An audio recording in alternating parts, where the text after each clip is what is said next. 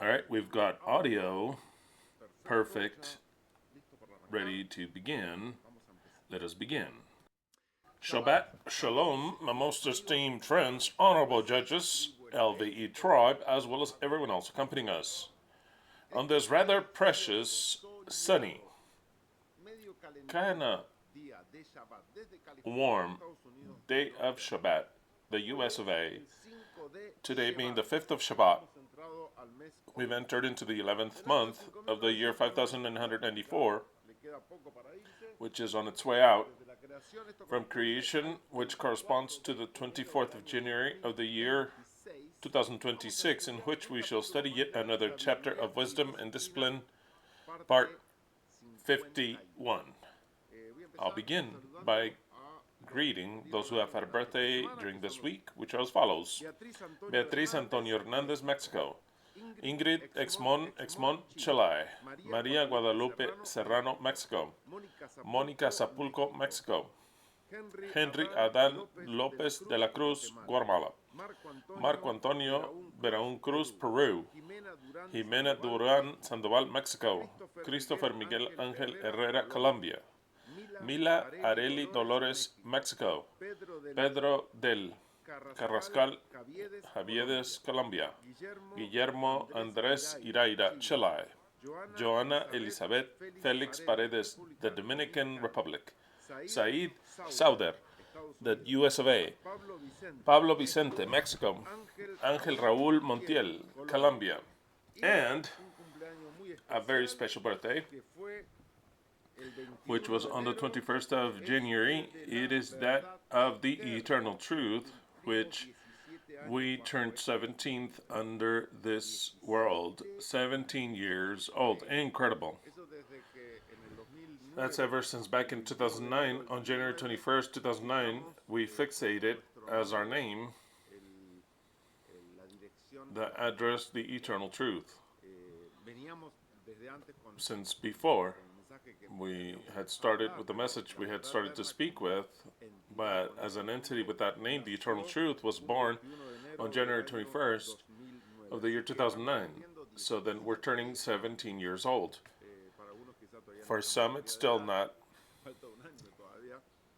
you're not of age yet. We need one more year, but we're absolutely thankful to everything that has taken place during these 17 years. To every one of you, everything we've lived together, everything this ministry has given us, the whole company, the group, companionship, everything we have achieved and understood during these 17 years. We hope that there's not much more years ahead until we, the Eternal Truth, believe that it'll be. It's an entity which is eternal. So then we are very, very thankful to all of you, everything that the Eternal Truth is, for having had these last 17 years and having turned 17 years old. So a great big applause for the Eternal Truth. Yes. Viva la Long verdad. live the Eternal Truth. Very well. Let us begin. We go into the month of Shabbat. We added some more subscribers in Odyssey, 296. If you're not subscribed to Odyssey and you have forgotten or you're listening for the first time, we've got another account where I also upload all the accounts in case they take out YouTube's account like it's already happened before. So then there you have the videos that we do every Shabbat. And also, there are many videos that are not on YouTube, so then it'd be good for you to sub to Odyssey's account, which is in the description of this video, and of all the rest, and Rumble too, same thing. In Rumble, we have uploaded, added 8 more people. We have 166 subscribers. If you have not subscribed, please, I ask you to subscribe yourself in case something happens. You have 2 alternatives whereby we can meet each other. Shemah Israel, YHWH Eloheinu, Yahweh Ekhad. Hear, O Israel, Yahweh our Elohim, Yahweh one is. That is the basic principle in order to understand all of the other parts of the scripture, which are concealed, because in Proverbs 25:2 it says, the glory of Elohim is to conceal the word, The Bible, the Word, is concealed. Yet the glory of the king is to search out the Word. Not the whole world is able to search out and understand the Word. That is something only for kings, nothing else. It is not he that wants to, or that studies, or that has the need, or the desire. It's about being a king or not. It's as simple as that. The king, and who are called kings? The kings of Israel? Whom? The kings are those who will rule in the upcoming world, in the world that which will soon begin. Those are the kings, and they'll be eternal kings, and there won't be any other kings other than they. So then those who have understood the scripture, that group is the only one that can understand mysteries, or the real message per se. It's not just mysteries. It is the true message of the Bible. It's not that you have a little bit here, a little bit there, you get a little treasure here. No, no, no.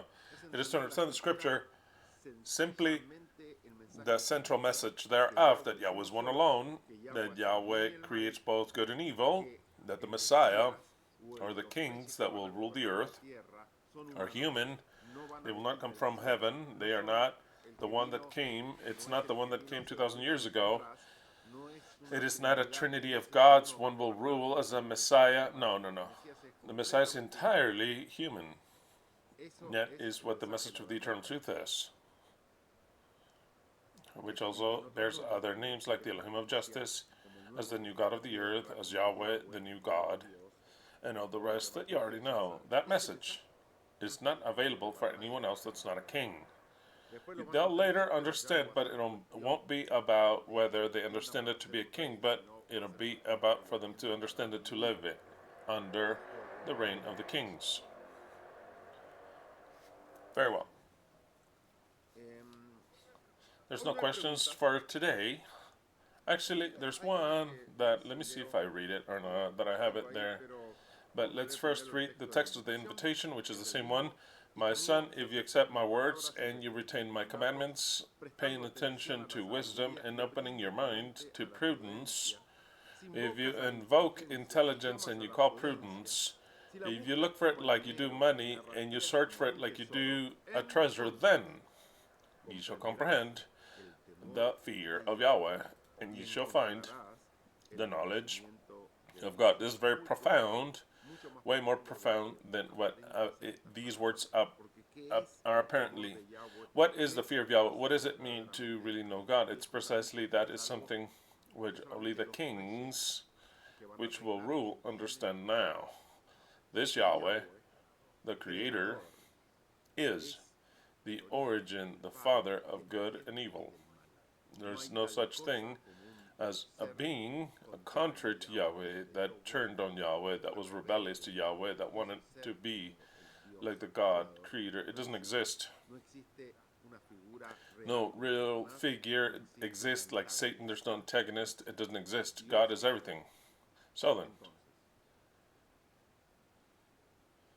the fear of Yahweh is the fear of not becoming evil. It is the fear of not being, the fear of being like Yahweh. While the whole world tries to be like him, and they understand that it's Jesus, I want to be like Jesus, thinking that he's God, I want to be like God. It is precisely the contrary to what we teach. We don't want to be ever like Yahweh. We have the fear of becoming Yahweh because the function of Yahweh, it is very different to our function. It is very different to what the God of the earth shall be. It is absolute secrets that are not in the disposition of anyone that reads the scriptures without having the eyes of a king to understand this.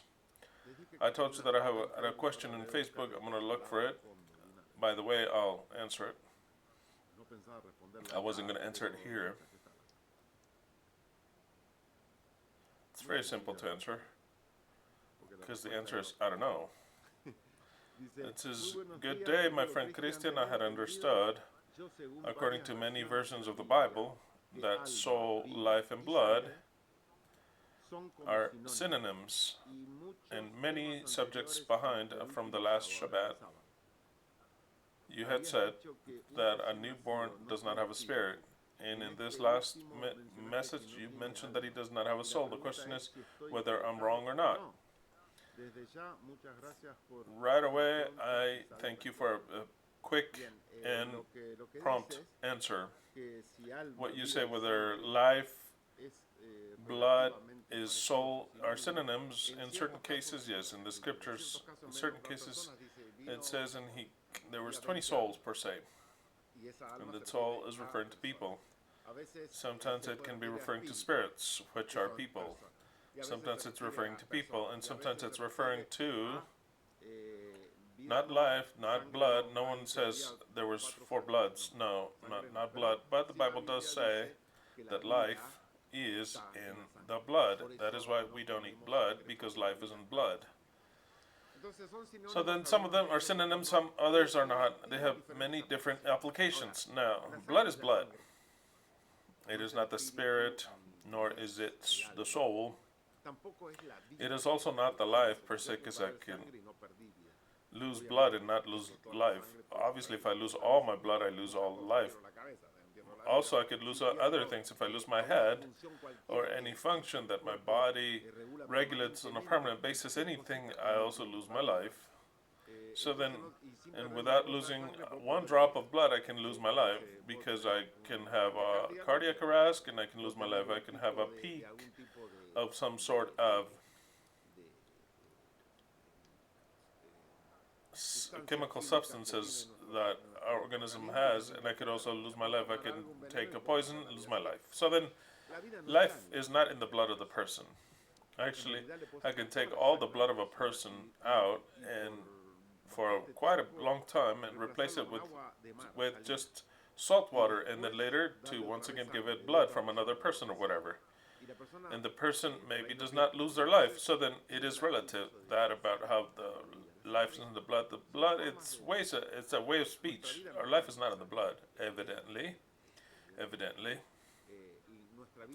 Our life is all of our organism working well. That is what life is. Life is the power of that for our cells to be alive.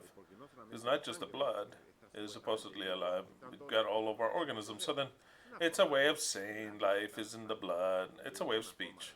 No, nothing else. It's not that it's a specific technicality. So then, what life and spirit are, it is give or take similar. It's give or take similar. It could be different in certain aspects. That the spirit is the life, and the soul is something that goes way past that we cannot comprehend, which is something that can be separated from life. The soul is. So then the answer is very simple. Actually, we don't know whether the kids have a soul or they don't have a soul when they're born. But from what I understand of the scriptures, the expressions they give is that the babies, when they're born, or if they die when they are before being born, when they're fetuses that they're considered before being born, they're not resurrectable beings per se, because they did not experience life. Of course, it's a living being. But from then on out, for them to have a soul, that's different. And we don't have the necessary information. That is why I give my opinion. If it's not so or not, it makes no difference.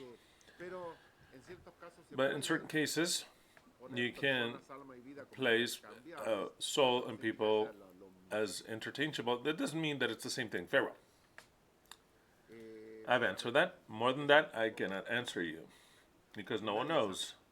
Hopefully, I would like, better said, to know exactly how it works and how it's divided, what the body is, what the soul is, something that can be considered spirit. But God did not give us that wisdom. It is hidden. He doesn't tell anyone anything, and we can only say the form of interpreting certain things, no one else. So then I've answered the questions for now. All who desire to make any questions of any type, you can write me to Facebook. You already know I love the questions, and I'll answer them, every last one of them. So then I've answered this question. We go back to here. Very well. Now we take off with, well, before starting, last day I told you the Boca was playing against Peñarol, I believe, right? No, the Chickens were playing against Peñarol. No, we play against the Paraguayan team. And we did very well. We watched the game. It was just a preparation. They're upset the same things. And tomorrow it begins for us because it already started tomorrow. It starts tomorrow. Our first game of the championship, we go against Reta in our field. It'll be a very difficult game, very difficult. In the end of the world, the unhumble one will not come. He went to Brazil. A transaction that, tell the truth, who knows what happened there. Everyone's blaming everyone. Boca says, I sent you everything. They didn't want anything. The Brazilian team paid $1 million more, and so they took it. So we don't have any unhumble people. I wanted to watch him play. I had hopes, but he didn't come. And I think no one has closed, or he's about to close him. Who knows? I don't know if I like him way too much. Those who they're talking about for now, there's no one. It is what it is. Oh, of course, I wanted the unhumble one to come. I was high hopes for the unhumble guy. No, the unhumble guy did not show up. So, well, those are how the things are. We have El Pibe Hansen. We've got the Chilean Palacios. A whole bunch of excellent players. We have Cavani in the hospital. We have the Chicken that is injured, and well, that is what we've got. Very well. So then that is what we'll play with. If Riquelme says that is we have a team with that, then we'll have a huge team. I don't see it a lot, but we would have a team. Very well. At least El Changuito Ceballos is doing well. I hope he's doing well during this championship. We'll wish him the best of. Diestra is a very difficult team to play. We'll see how we do. Very well. And within an hour, the Chickens start off. Hopefully, we can watch a little bit. We always wish them the blessing of God. Wish them the blessing of God to the Chickens, to the Mason Club. It's his. Because it's Mason. Precisely, the Masons are his. So then we wish them his blood, not his blessing, not ours. Very well. But they don't know. I mean, we're all playing. Proverbs chapter 2, in which we have already started, and we'll see if we ended today. My son, if you were to receive my words and my commandments, you would keep or treasure, better said, within you. We've already started the conditionals. I'd like to tell you. This is a text, chapter 2, that is very profound, extremely profound. Book of Proverbs. We have the writer, which is Solomon, the wisest man in his time, considered to be the wisest time of all times. I don't believe the Messiah by far is wiser, but let's get into the scene. Solomon, the king of Israel, a very blessed man with wisdom on behalf of God, and he wrote a book that is pretty enigmatic in many ways. It is not just what it seems in the surface, because the scripture is concealed like he himself wrote it. It is in the book of Proverbs 25, which it says the scripture is concealed, that it takes glory for God, for him to conceal the words, and precisely only the kings can access that message that is hidden in secret. So then Solomon, in this chapter, speaks to us that actually, in order to protect us from two things, we should pay lots of attention, and he gives us conditionals. My son, if you were to receive my words and my commandments, ye would keep within you or treasure within you. It is not the Torah, it is not the Torah, it is the idea of what this king is showing us. This king symbolizes the Messiah. It is a symbol of the Messiah. It is not the Messiah. So then we have to take the words to discover a hidden message for us. Not just do they come from the head of Solomon, but also they come from the head of the Creator.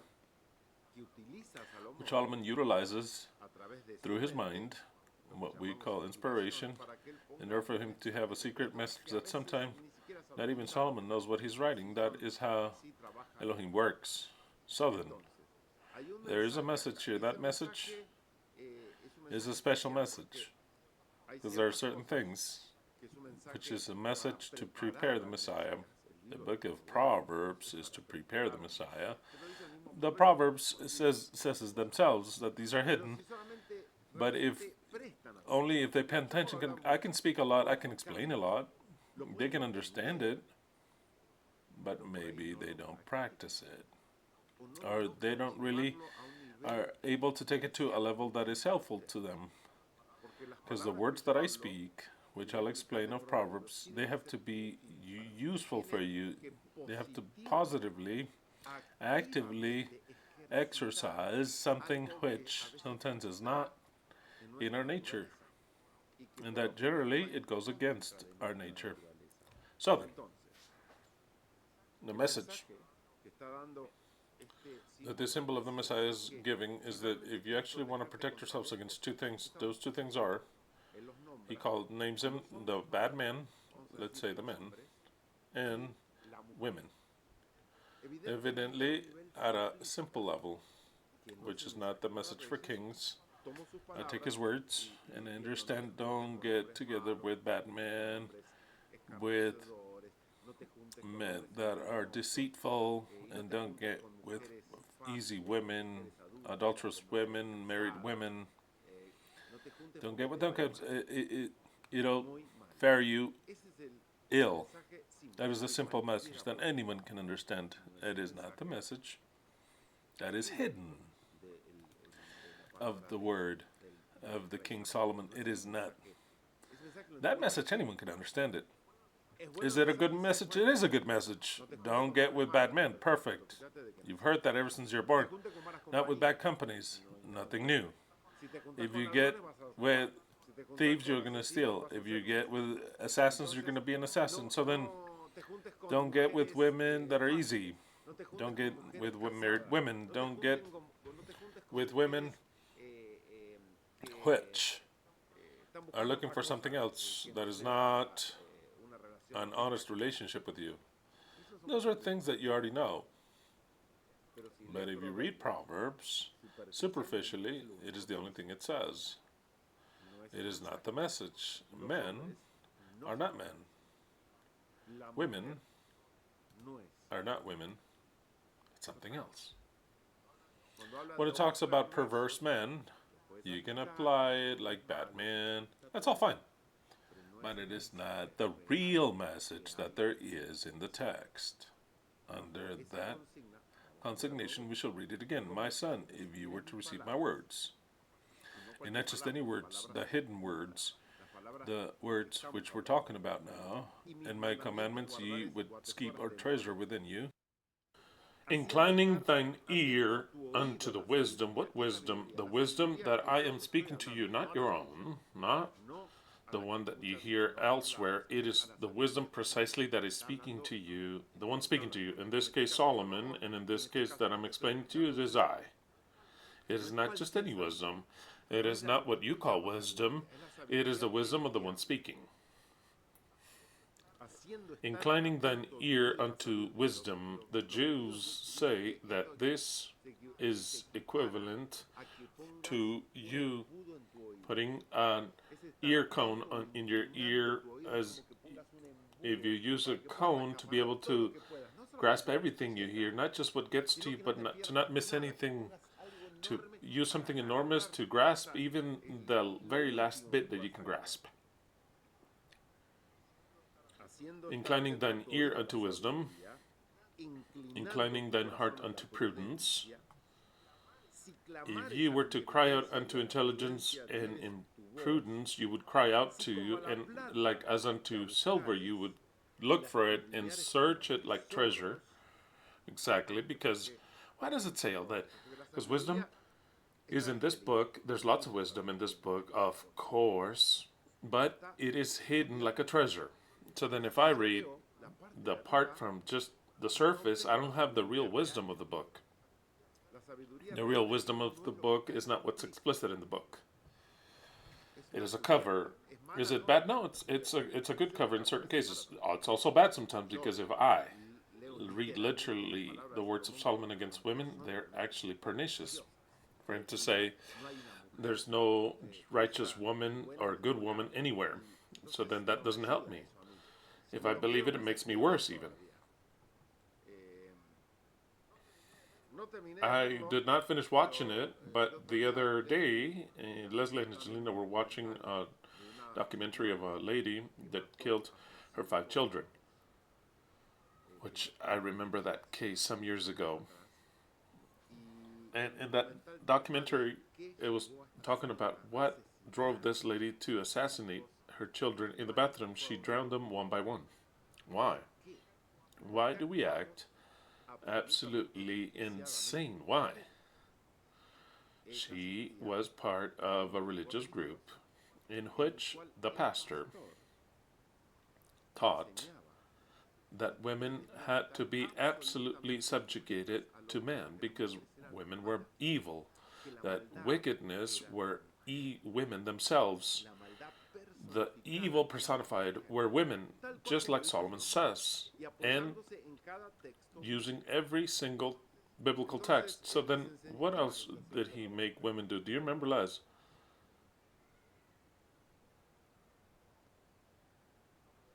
Yeah, the followers, yeah, but the pastor would teach a lot against women. Oh, and what about the wife of the pastor? It had to be subjugated in everything to her husband. Absolutely. Of course, he would make women recognize and accept that they are the seed of evil, that they are. Why do I feel a little smile? Which are that she had to be subjugated and to blame herself, saying, we are witches, we're evil. Evil is in us, so then we've got to control, crush, and close, dominate in women entirely. And also, almost hitting her, right? To put her in her place, to yell at her, to subjugate her, to mistreat her, to humiliate her. So then, can that be sustained with the Bible? Absolutely. Completely, entirely. There's a verse after verse about it. Even it says that women have to be covered, even because of the angels, because she's not the glory of God. Man, we are the glory of God. The glory of men, even out of respect of the angels, because nobody respects women, nor should they, had to cover herself. I mean, don't even mention wearing jewels. I mean, that's ridiculous. I mean, don't even mention that, and like Sarah would call her Lord to Abraham. All the biblical texts that we've got, absolutely. So then, following the biblical theme of the subjugation of women, the brutal and real subjugation, this lady was understanding that the pastor also explained that the children. No, the pastor's wife was the one that would humiliate herself. Exactly. Right, yeah. Subjugate to her husband. Other followers, yes, I understand. I understand that. Yeah, it's perfect. No, yeah. It was not the pastor's wife that killed her children. It was a follower, but what I'm teaching is that the pastor also taught is that the children are free of guilt prior to 12 or 13 years old. Is it when they turn to 13, like the Jews? Doesn't matter, 12 or 13. When they go from 12 years old, then they're guilty of the sins that they do. Before 12, if they were to die, they go directly to heaven. Teaching that barbarity, the mother said, actually, I don't want for my children that are brought into this world to be lost. Notice the logic. If I kill my children before they're 12 years old, then I send them directly to a first-class trip to heaven. If I kill them, I take out the possibility that they become sinners and they go to hell. If I now send them to heaven, they'll be with Jesus right now, this very instant. Look at what the human mind starts to think when you interpret the cover of the Bible literally.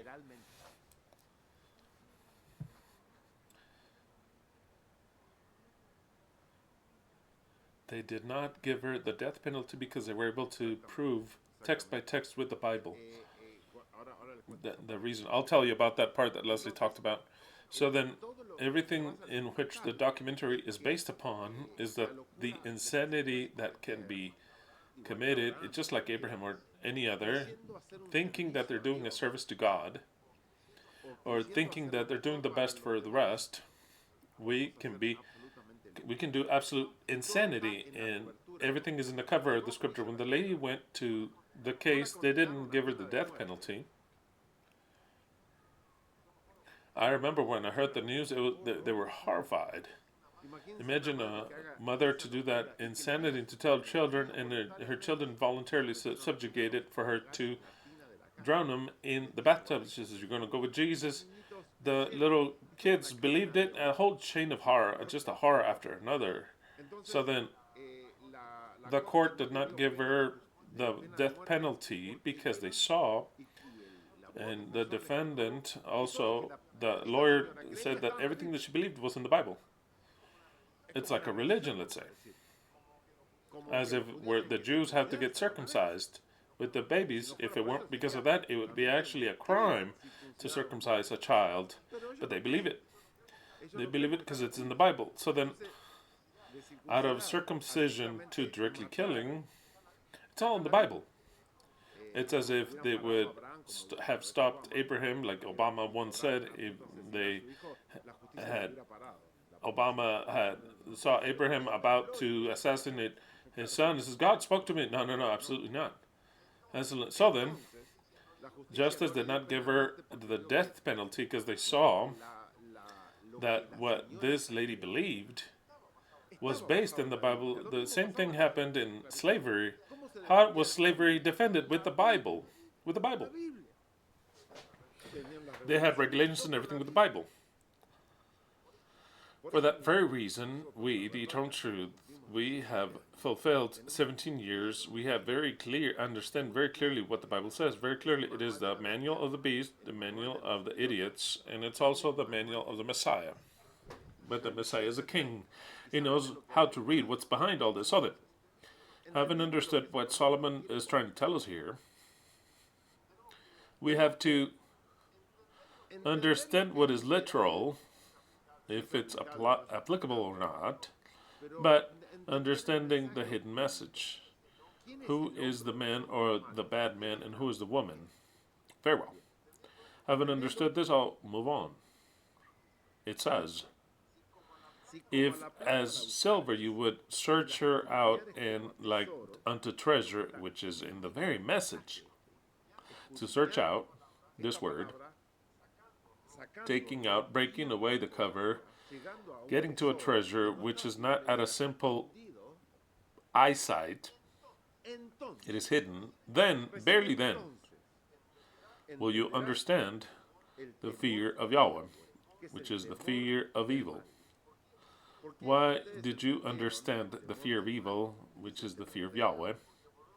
Because we go back to the beginning, my son, if you were to receive my words and my commandments, ye would treasure within thee,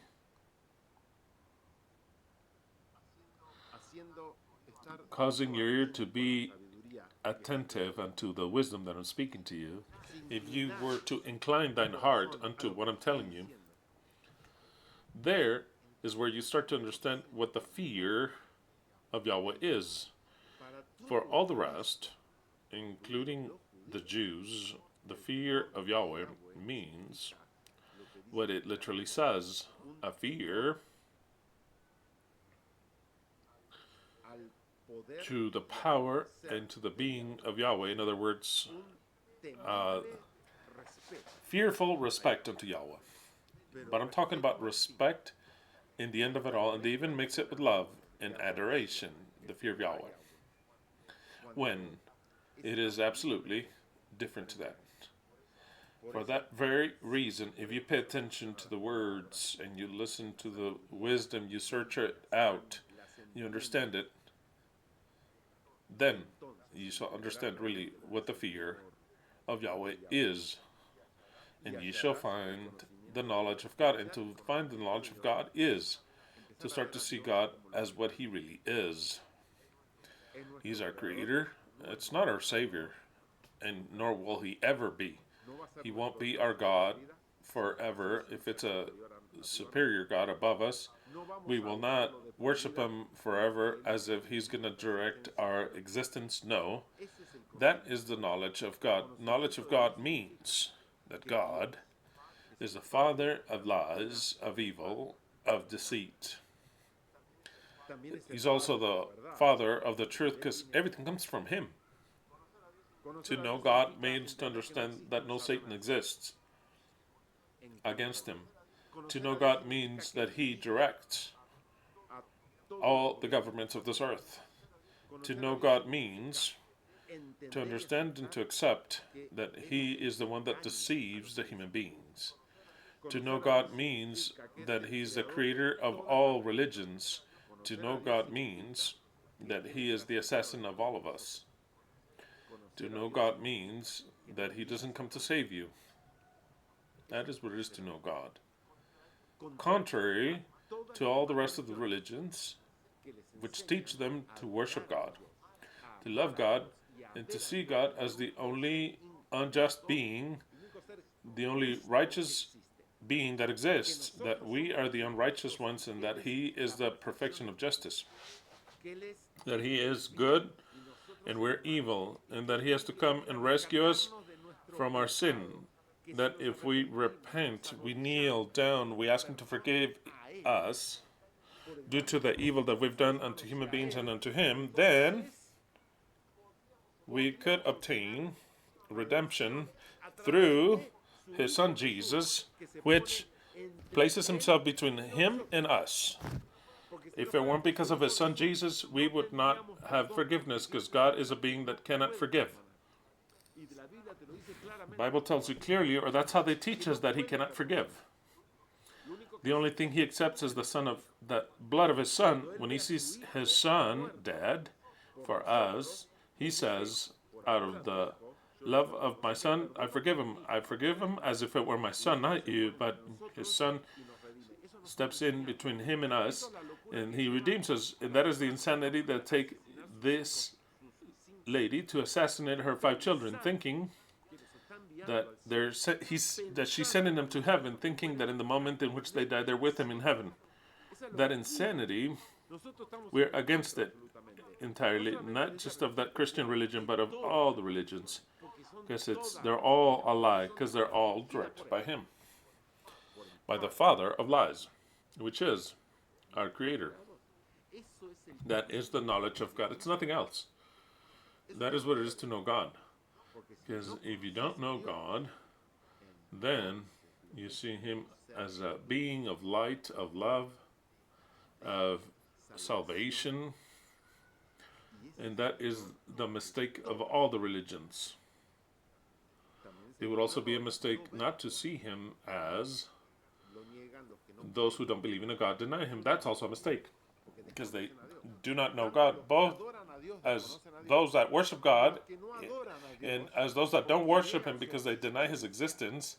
They know not God. In other words, no group knows God except for the kings. The kings are the only ones which get to the knowledge of God. Who is our God? And they have the knowledge of evil, the knowledge of becoming a God in that way.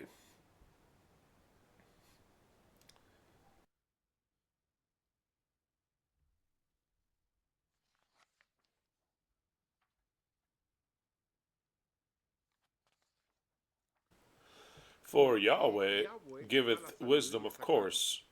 He gives the wisdom, and knowledge comes from His mouth.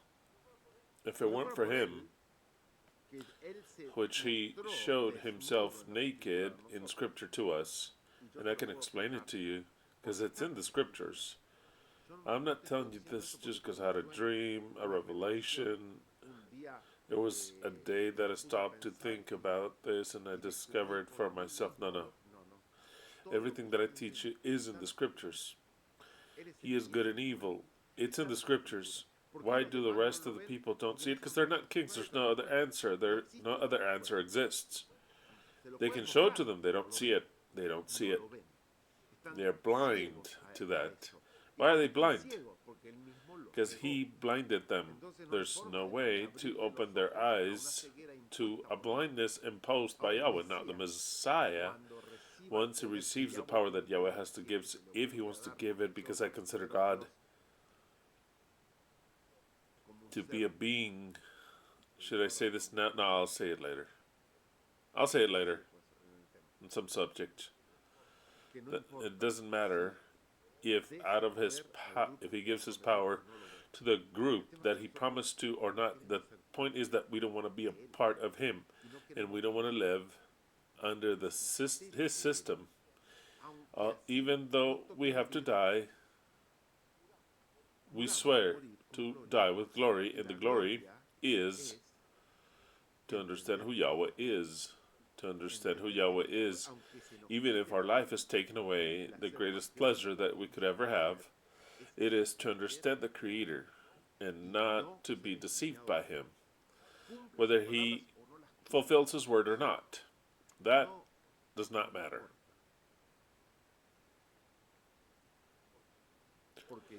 Because Yahweh gives the wisdom that is clear. The wisdom is in that book. That's why it says that it is hidden. It is for kings. The wisdom is there. It doesn't come in visions or dreams. And knowledge and intelligence comes out of his mouth. Exactly. It's already placed there. It's written in the scriptures, but it's hidden, concealed. He layeth up sound wisdom for the righteous. I could say, he layeth up sound wisdom for the kings. For the kings. Because, of course, or else all the righteous, the just, those who seek good, why don't they understand this? Because actually this is not the message, even if it's written that way. Because all the righteous or the just, at least at our human eyes that try to be the best for humanity and for what they understand that their God is, they don't grasp this, because this is not for the righteous or the just.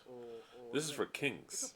There's a difference. You could be very righteous, very holy, very righteous, but you're not a king. That difference, I have to highlight it to you, because we have to correct this within the hidden things. He provides the kings with sound wisdom, not the righteous, or else all the righteous would have understood the truth, and they didn't. He's a buckler to them that walk uprightly. Not that either. Not that either. Or else the righteous would not have died. They'd be alive. It'd be so nice. How practical would it be that if you're righteous, you wouldn't die? So then, there was a great incentive to be righteous. The more righteous and good you are, you start to rejuvenate. You stay young. When you start to do things wrong, like Pinocchio, your nose grows or you grow old. If you continue to do so, you die. That doesn't happen, of course. Your hair falls, everything else falls, your muscles don't respond as well, and then you die. Then you die. That's the way it is. So then, this is not true. There's a reason why we have the sayings which are true. Only the good die young. It's contrary to this.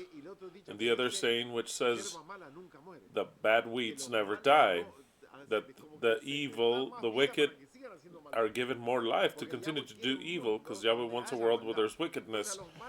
So then, the wicked have their lives extended. Those who are good, their lives are shortened. That's the way it is. So then it's not like this says, be very careful. He keepeth the paths of judgment and preserveth the way of the saints. That is true. He keepeth them so well that no one can see him.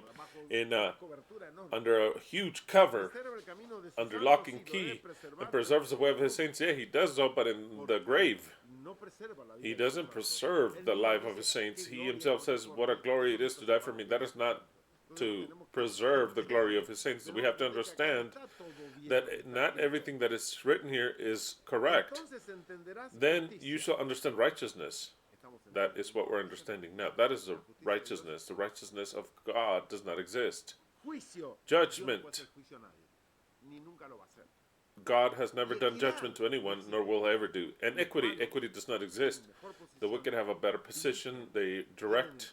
They have the power, and the good don't have anything, and they die before their time.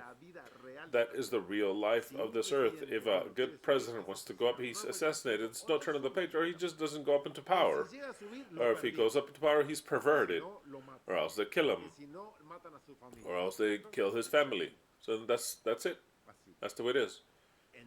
I understand judgment. Of course I understand it. Also judgment and equity in all good paths. Actually, this is a truth. Because the kings understand what justice is. That everyone has to go back to life. No one should ever go to a hell, nor will they ever go. No one can stop existing forever. The whole world must be instructed in the truth and be punished due to the acts that they commit, but not to be destroyed forever. Do I believe in punishment? I do. Do I believe in correction? Absolutely. Do I believe that when one acts wrong, you have to pay for consequences? You have to pay for them. But they're not eternal. They're just to learn. Everything is to learn. If you look at it, it is to learn. So that the wicked become good and they see the advantage of being good. That has never been taught to me. I've never heard it anywhere. All the religious say you're evil, you die forever. That's the way it is. They don't understand justice. They don't understand equity, or the good path. They don't. They all want to be like God, and they all want to live with God. We, actually, knowing God, we don't want to live with God. That's the reality. Because to live with God, it is to live like we live now. That's the way it is. Simple as that. Maybe it hurts for you to understand this.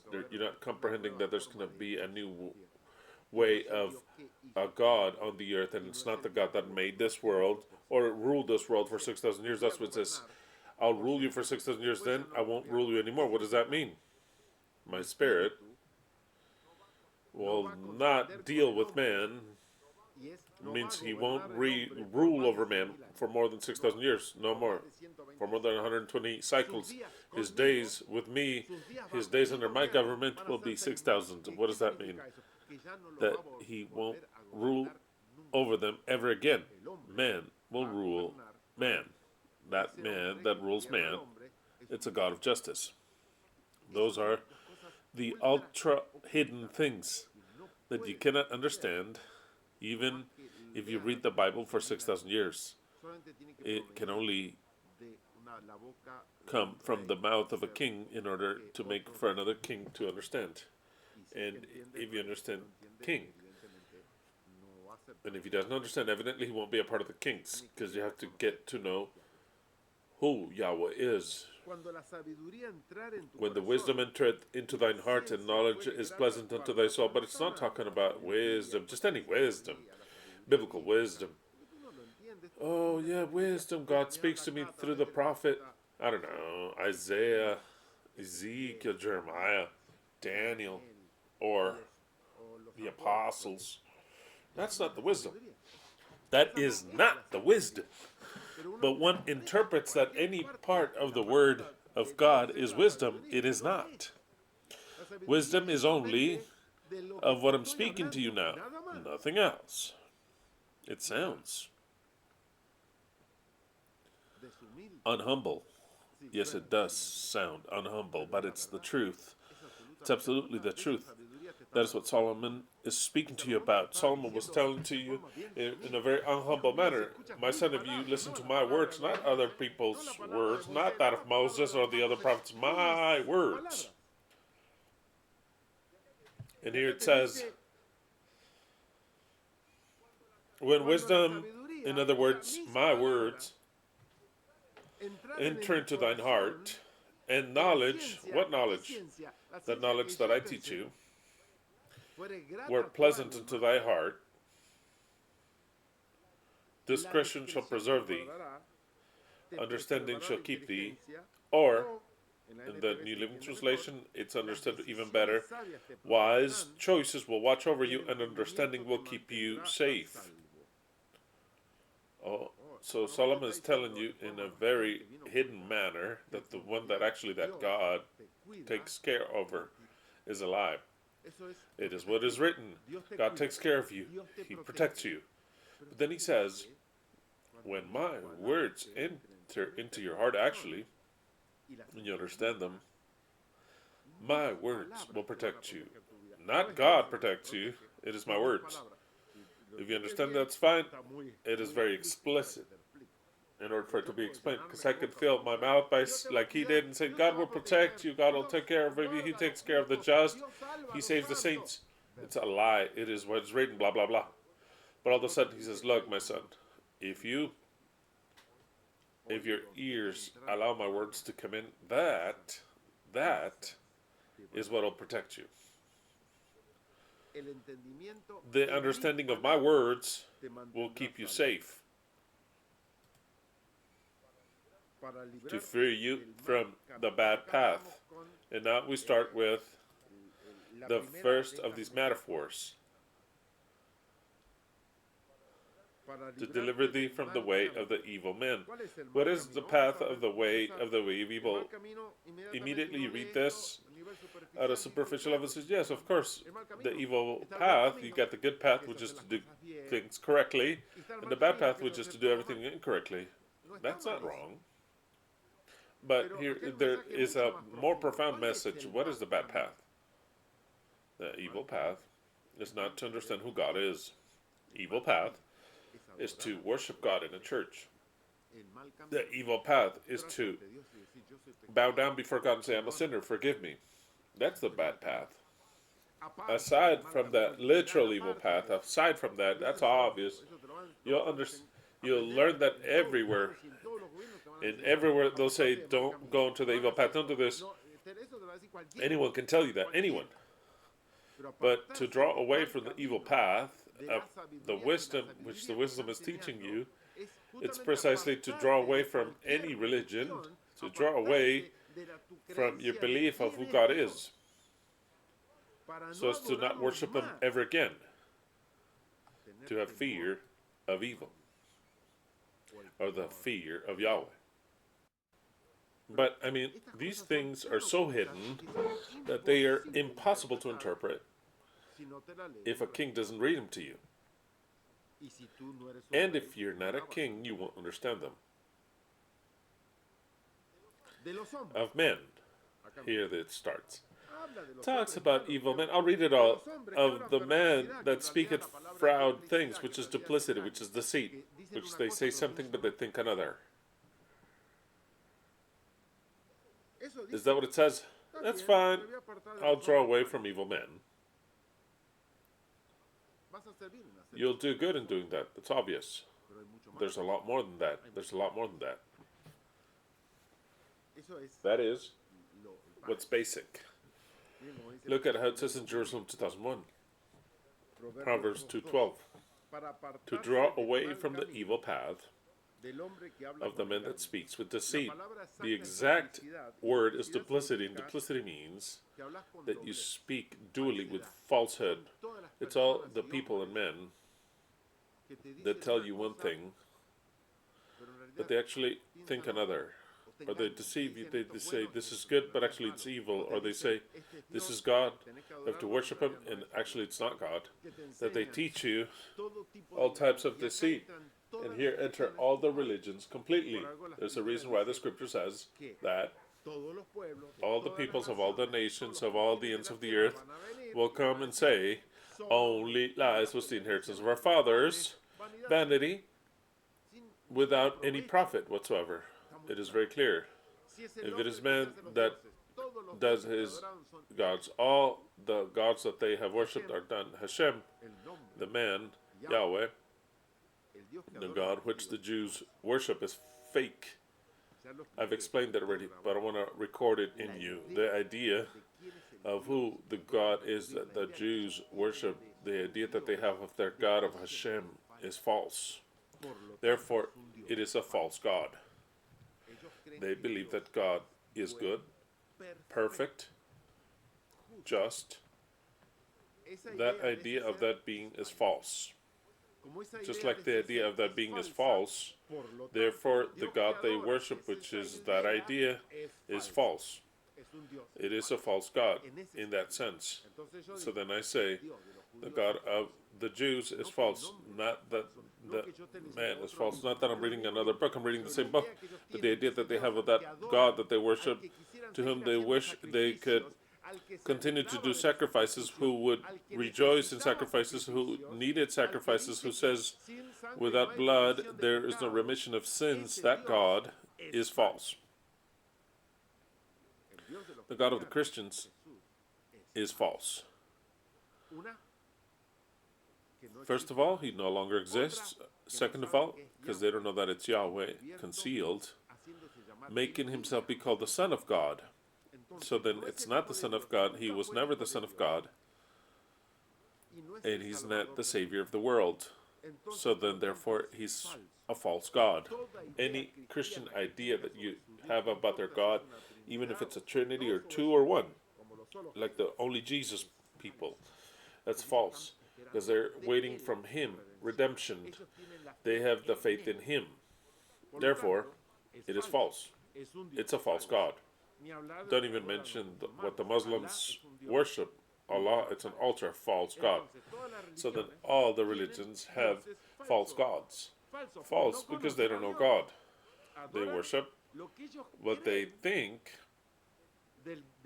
of what God is, which is false. The image is false. So then the text says, if it is man that makes himself gods, who makes them? Man made them. So then they're not gods. That is the subject about knowing God. If you accept my words, you keep them like a treasure. If you incline your heart and all of your understanding to understand what I say, then you will know God, the only God that exists. That God is the one that we want to leave. You won't worship him. Any worshipable form of a God, then it's a false God. Because God does not wish to be worshipped. God wishes to leave and to leave a group of people to rule the world forever. And to not be like him, to not admire him. Because if they were to admire him, we end up in a world like this or worse. Or worse. So then, that is the eternal truth. That is the eternal truth. Harsh, of course it's harsh. We utilize the Bible entirely, the only book that we utilize the Bible, to demonstrate that God wants to leave and will leave his government or his part of ruling and to be owners of the earth, another group of people, which will be the new God. That the new God does not want to be like him. The message is incredibly brutal and unbelievable for all the rest of the religions that have a God that is love. They have a God that is justice. That have a God that is a redeemer. And that they're waiting from him judgment. They're waiting life from him. And life will not come from him.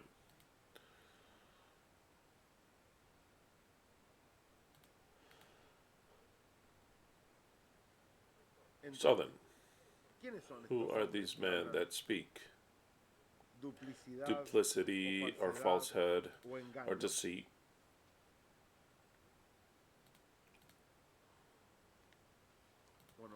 Well, both men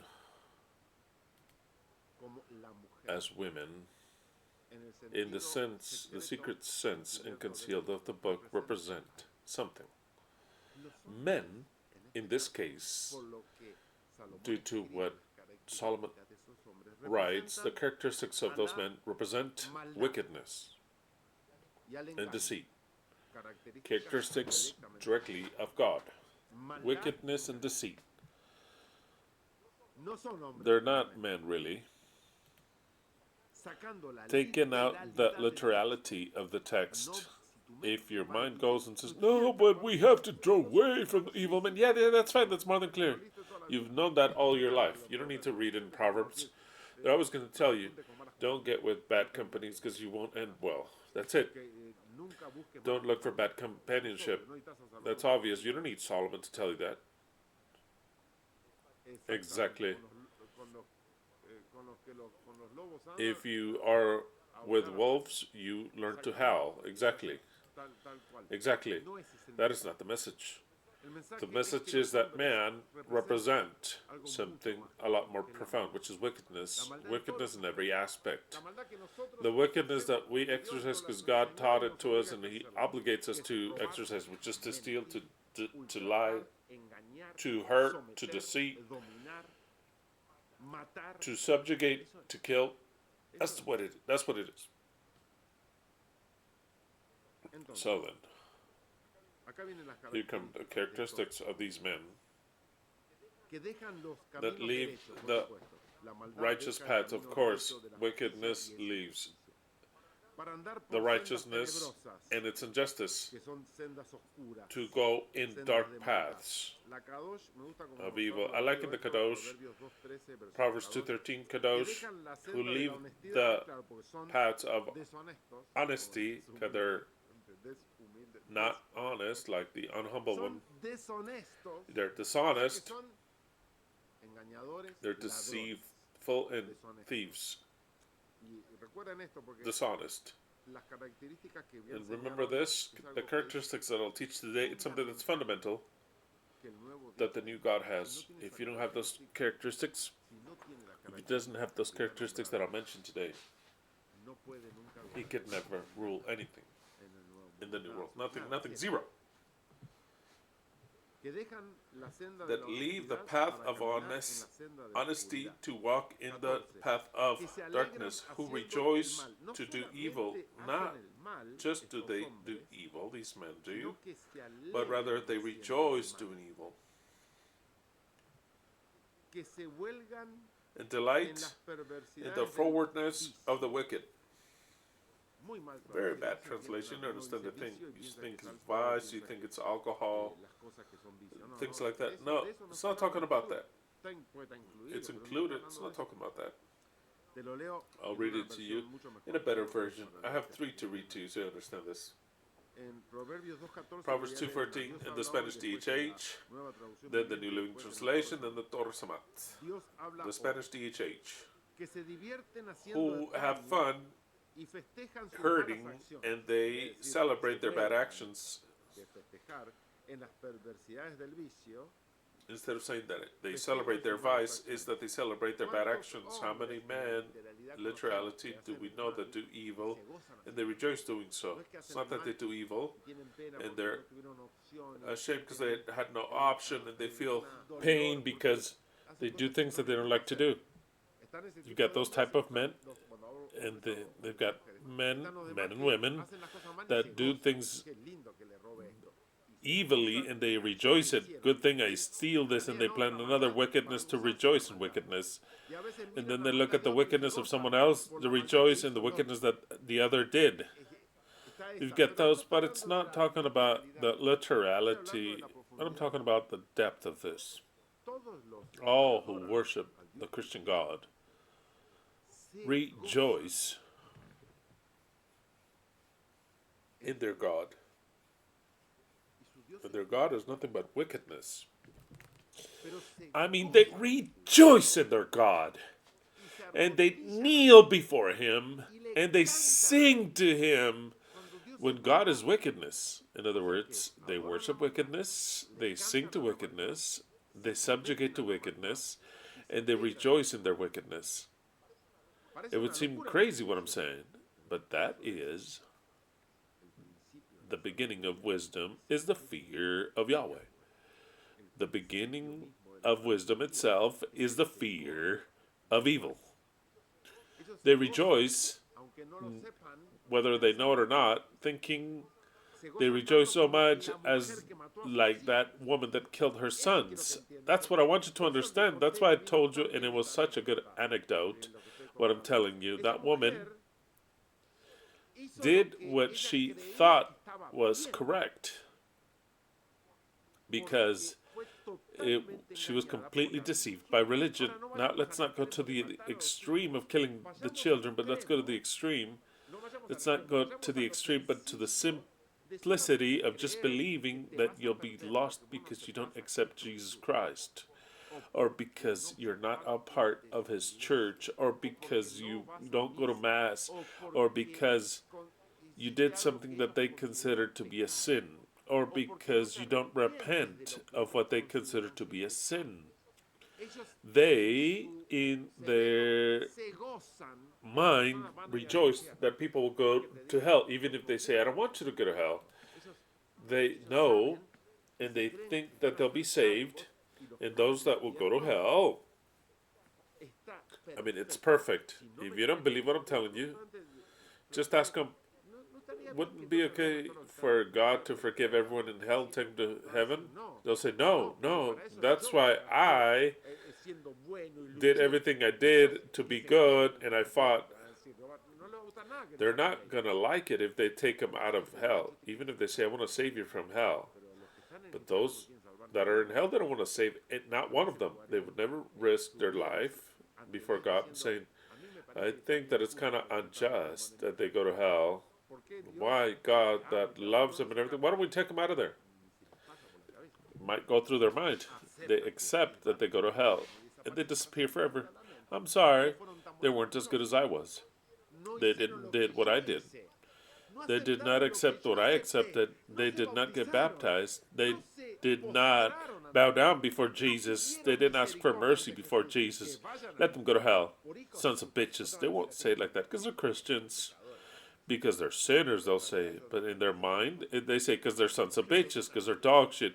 It's just that they translate that because they say those are bad words, and this is because they didn't accept the love of Jesus.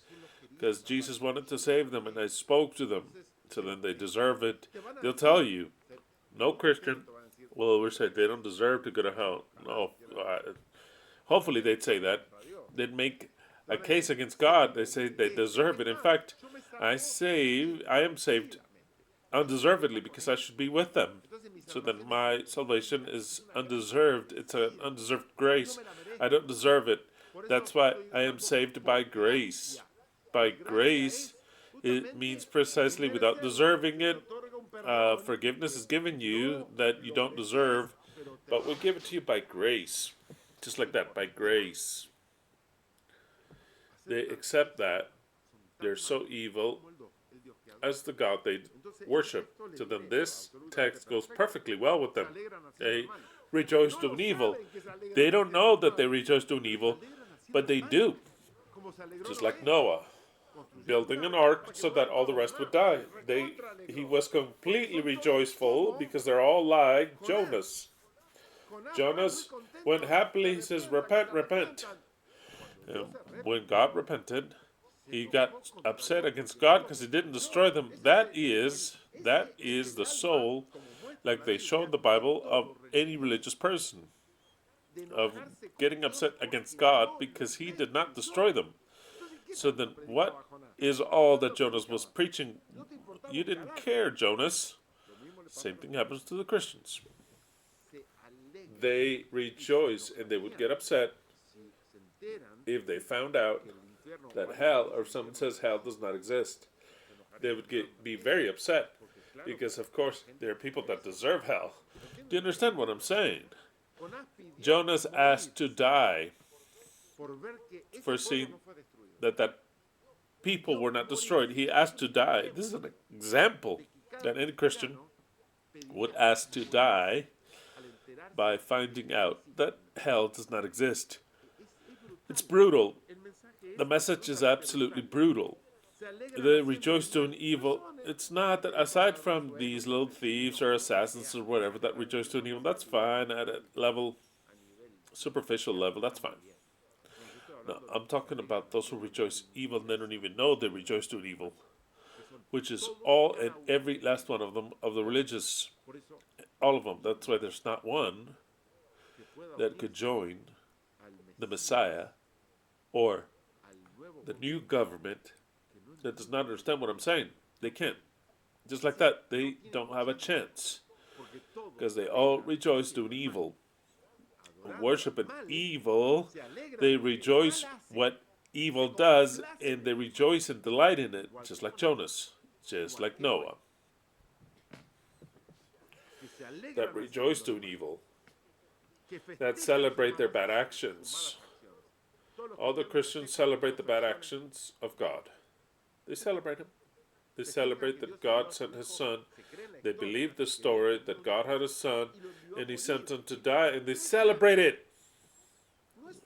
It's a bad action that a God sends His Son. Let's suppose that God has a Son and He sees, and out of not wanting to forgive the people because in His being there's no forgiveness, He looks at His Son and says, go and die for them because I can't forgive them. Don't you see that as a bad action? We see that as one of the most nefarious actions that exist. But the Christians applaud that. They love the text because for God so loved the world that He has given His only begotten Son. They celebrate that. They love that. And they talk about the great love of God. When it's the great lie, God didn't send anyone. So then, when we see the scriptures that are so twisted, that I taught you to say the holy shit, do you know how the religions celebrate evil? And it is written. But the meaning is very deep. Men, every last one of the religious men, and when I say men, it's both men and women, they celebrate the actions, the evil actions, and they celebrate and they thank the assassination of the Son of God. That's what they believe it. That God sent His Son to die for them. And they thank Him for it. They say, thank you, God, for sending your Son to die for me. Because I was the sinner, and your Son, being innocent, died for me. I thank you, they rejoice in evil. That is the great difference with the eternal truth. That we reject those actions of God. We reject them absolutely. We don't want to be like God. We don't want to become God. But they rejoice in an extreme wickedness. And if we take it to the extreme, they're capable of even killing their children for God. Because that is what they were taught. The Jews, on their behalf, celebrate killing animals to satisfy God. In no logical head does it fit that a superior being, more intelligent than us, more perfect than us, would accept the sacrifice of an animal as acceptable by the sin of the people is unacceptable. They say that their God accepts it because they rejoice in evil. The Christians accept that, and they accept the ultimate sacrifice, the last and greatest sacrifice of the Son of God, the cross. The cross symbolizes the death of the Son of God. So then they rejoice in the cross. How was the song? Oh, how much I do love that cross. Oh, what was it? Oh, I love that cross where my Jesus died. Exactly. For saving even the vilest of sinners. There you have the definition of wickedness. Christians love that cross where their Jesus died innocent for saving the vilest of the sinners, which are they. That is the definition of wickedness. They don't know it. They rejoice in it. So then the text says, who are these people? Draw away from no, there's real wisdom here. Hidden wisdom. What is the path of the wicked? Which are those? The religious people. They're the most wicked that exist. There is no more wicked person than the religious. I wish, but completely, entirely, I prefer the atheists than the Christians and the Jews. Completely, absolutely. An atheist that does not believe anything is worth way more than a Christian or a Jew or a Muslim. Why? Because they do not exercise the evil wickedness of worshiping a superior being and that they're willing to do anything for that being. Generally, atheists have a lot more value of human life than these sons of bitches, per se, which are the Christians, Jews, and Muslims, and all the most religious people, the sons of bitches. And the bitch would be the creator, sons of the creator. As simple as that. Because I have that the principle of wisdom is the fear of Yahweh. And it is wisdom, absolutely, at the reach of none other than you, who rejoice doing evil, who have fun doing hurting, and they celebrate their bad actions. In the New Living Translation, it says, they take pleasure in doing wrong, and they enjoy the twisted ways of evil. They're the religious people. So the Christians is not what the text says at a regular level. In the Torah it says that rejoice in the evil they've done, and that they have fun with what they've done. They are proud of being Christian, Jew, or Muslim, or religious, whose ways are crooked and wrong, completely, entirely. They're all crooked. That of the religious people, absolutely crooked, and their paths absolutely twisted. So that who are men? Men are wickedness itself. Wickedness itself. It is when the text said to free you from the evil path of men. Men represent all human beings, the religious ones, which is pure wickedness and deceit, that speak wickedness, duplicity. They are the religious words, that is the duplicity and deceit. It's all that, absolutely all that, just as you hear it. So then, having understood who men are, which is wickedness personified in religion, the religious people, and notice that the religion itself, it's also symbolized as by men, because religion was given by men, it was for men, written by men, and almost all for men, the whole religious system. That is why I believe that not even Solomon knew what he was writing, or if he did, he was actually a genius. But the message of Solomon is really this. And now let's go with women. It says all the same thing. If you understand my words and you pay attention to my words, if you treasure them like an actual treasure, if you appreciate them, if you take them, my words, not the Torah, my words, you'll be freed from any type of religion, which are wickedness, purity in pure form, and you'll be freed from this. Women. What does women represent at a superficial level? It says, you'll be freed from the strange woman, the promiscuous woman that seducts with her words. Who's this woman? Number 17 says, the one that has abandoned her husband and ignores the covenant she made before God. Therefore her house leads unto death, and her road unto the grave. The men who visit her are doomed. He will never reach the paths of life. Who is this woman? This woman. I'll tell you, the Jewish interpretation is very varied, absolutely varied. The Jewish interpretation says, first of all, it's referring to two types of women. The strange woman is the non-Jewish woman because she's strange. A stranger, the foreign woman. It's a great sin for the ultra-religious to marry a non-Jewish woman. And the woman that belongs to another, maybe Jewish, but she belongs to other men. And it says, careful with the married Jewish women. So they talk about matrimonial.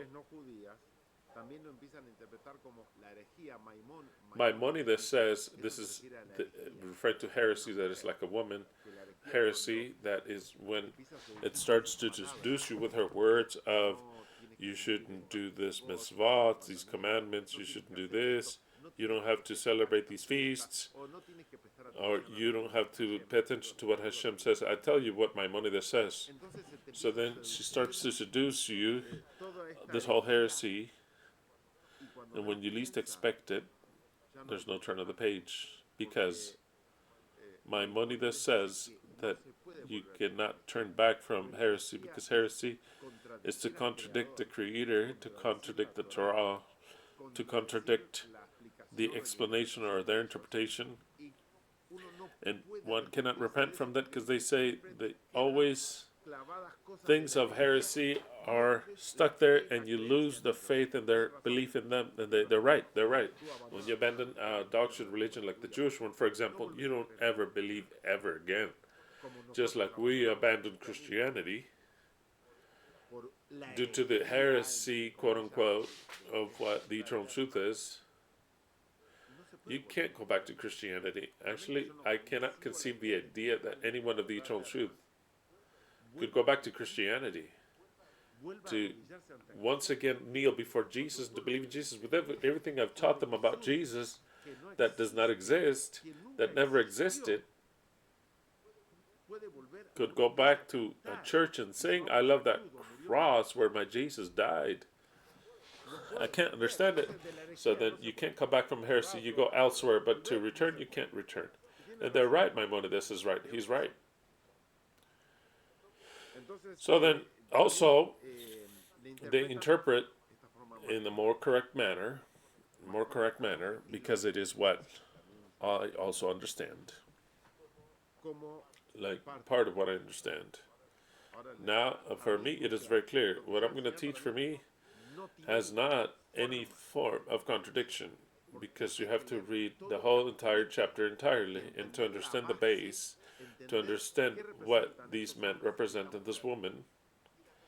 And the final conclusion does what? The final conclusion, this gives you the cue exactly of what I'll teach you today, is what the text says. That's what I want for you to remember my words, to treasure them, to listen to them again, watch the videos over again. It's not just to watch me live. Aside from leaving your comments and giving a like, if you haven't given a like, give your like now. Start to treasure. To treasure means to understand it. So you read the chapter, you'll understand the essence thereof. Of what I'm going to teach you, it is just as is. Who is this woman?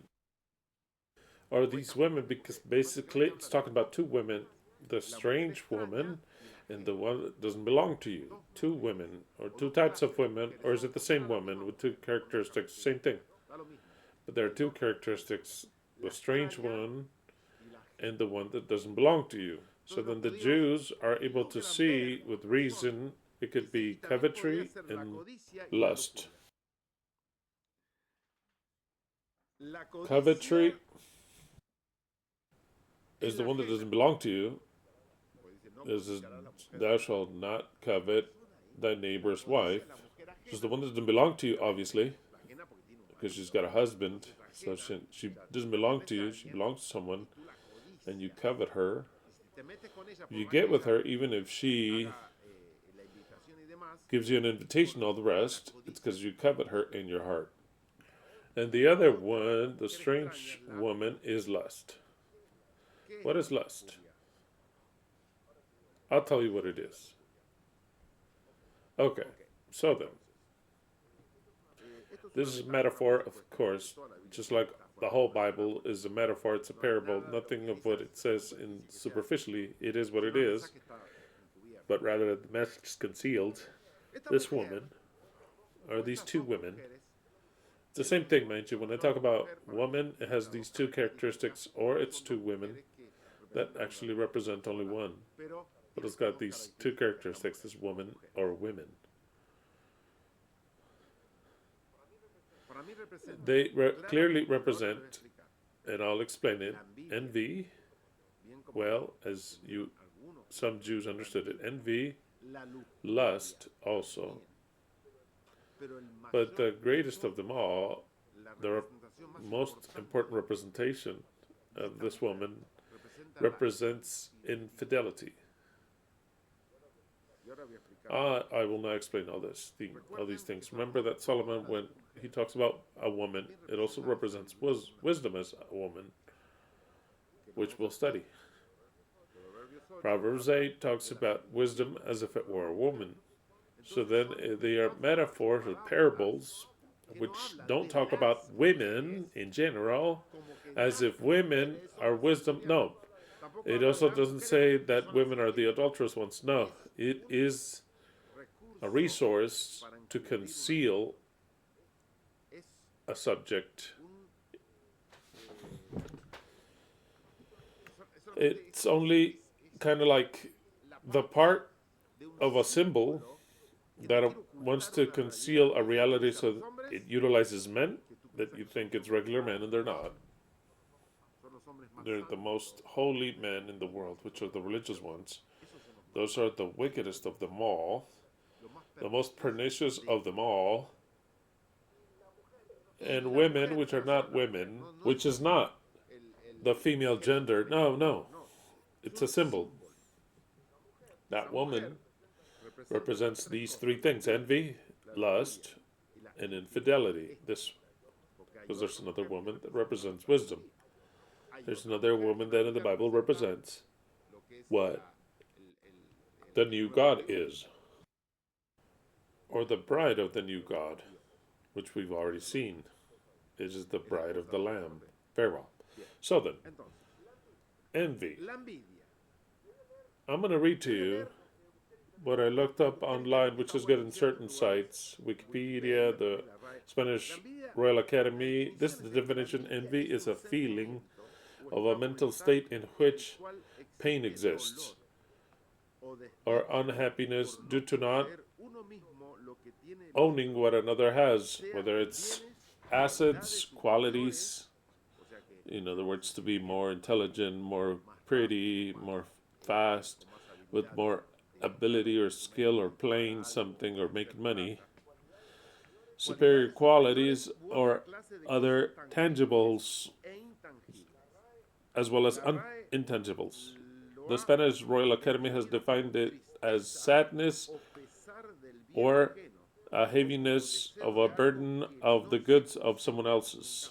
I love it. We've talked about this about envy a lot, but we got to talk about it again because it's an evil that we all have. That many have not developed it, others have developed it more, and others have almost eliminated it. But it's an evil that's inherent in every human being. It's an entire article that I loved about envy. It's in Wikipedia. I'm tempted to read it. It's so long, but it's so good because when I read it, I loved it. It's extremely well explained. It's got other things also, but I'll read on a little bit more here, which I got this from Wikipedia, but I think I'll read the entire article. Aristotle defined envy as the pain when seeing the good fortune of others. I mean, that's great. What is envy according to Aristotle? The pain of the good fortune of others, provoked by those who have what we must have, provoked by those that have things that we should have. Why does he have it? I don't have it. It causes me pain. Russell said that envy was one of the most powerful causes of unhappiness. Envy is one of the most powerful causes of why we're unhappy. Sometimes everything is bad with our life. They always get everything well. That's envy. Saying they always get good fortune and I get bad fortune. That's envy. I am measuring that my unhappiness resides in what I don't have that the other one has. And if I had it, I'd be happy. Why don't I have it? I deserve it. God doesn't bless me. recent investigations considered the conditions under how it occurs and if people can be inspired to emulate those whom they envy. Very well. This article about envy in Wikipedia, because I was looking for a definition to give or take that I had defined it, but with the experience of all the rest of what the envy is, they help you to define it, and then you grab the whole entire concept. Tell the truth, I want to waste time reading this. I want to. So then let us go. Let's go to Wikipedia. You can follow me. You can enter to Wikipedia and look for envy, because maybe there are boring parts, but it's got things that are so good that I love them, because we all have envy. And if envy, we don't start to eradicate it and to eliminate it in as much as possible, we cannot be a true God. I consider God the father of envy, God, the creator. He had such envy of the other peoples that he would go and kill them. He had envy that his people would worship inexistent gods. That would call him envy and jealousy. It's not the same thing, but they go hand in hand. But it was a hyper jealous God, and also envious. That's the way it is. So then that God showed that he was envious, no matter if he is or not. He showed it to the world that he was. And we inherited his character, envy, Wikipedia. Look, I'll start to read. I'll get this closer because it's got. Envy is an emotion or a mental state, that's what I read to you, in which occurs pain or unhappiness due to not having what the other possesses, whether it's assets. Aristotle defined envy as pain at the sight of another's good fortune, stirred by those who have what we ought to have. Bertrand Russell said that envy was one of the most potent causes of unhappiness. One of the most potent causes of not infidelity, but unhappiness. Recent research considered the conditions under which it occurs, how people deal with it, and whether it can inspire people to emulate those they envy. Types of envy.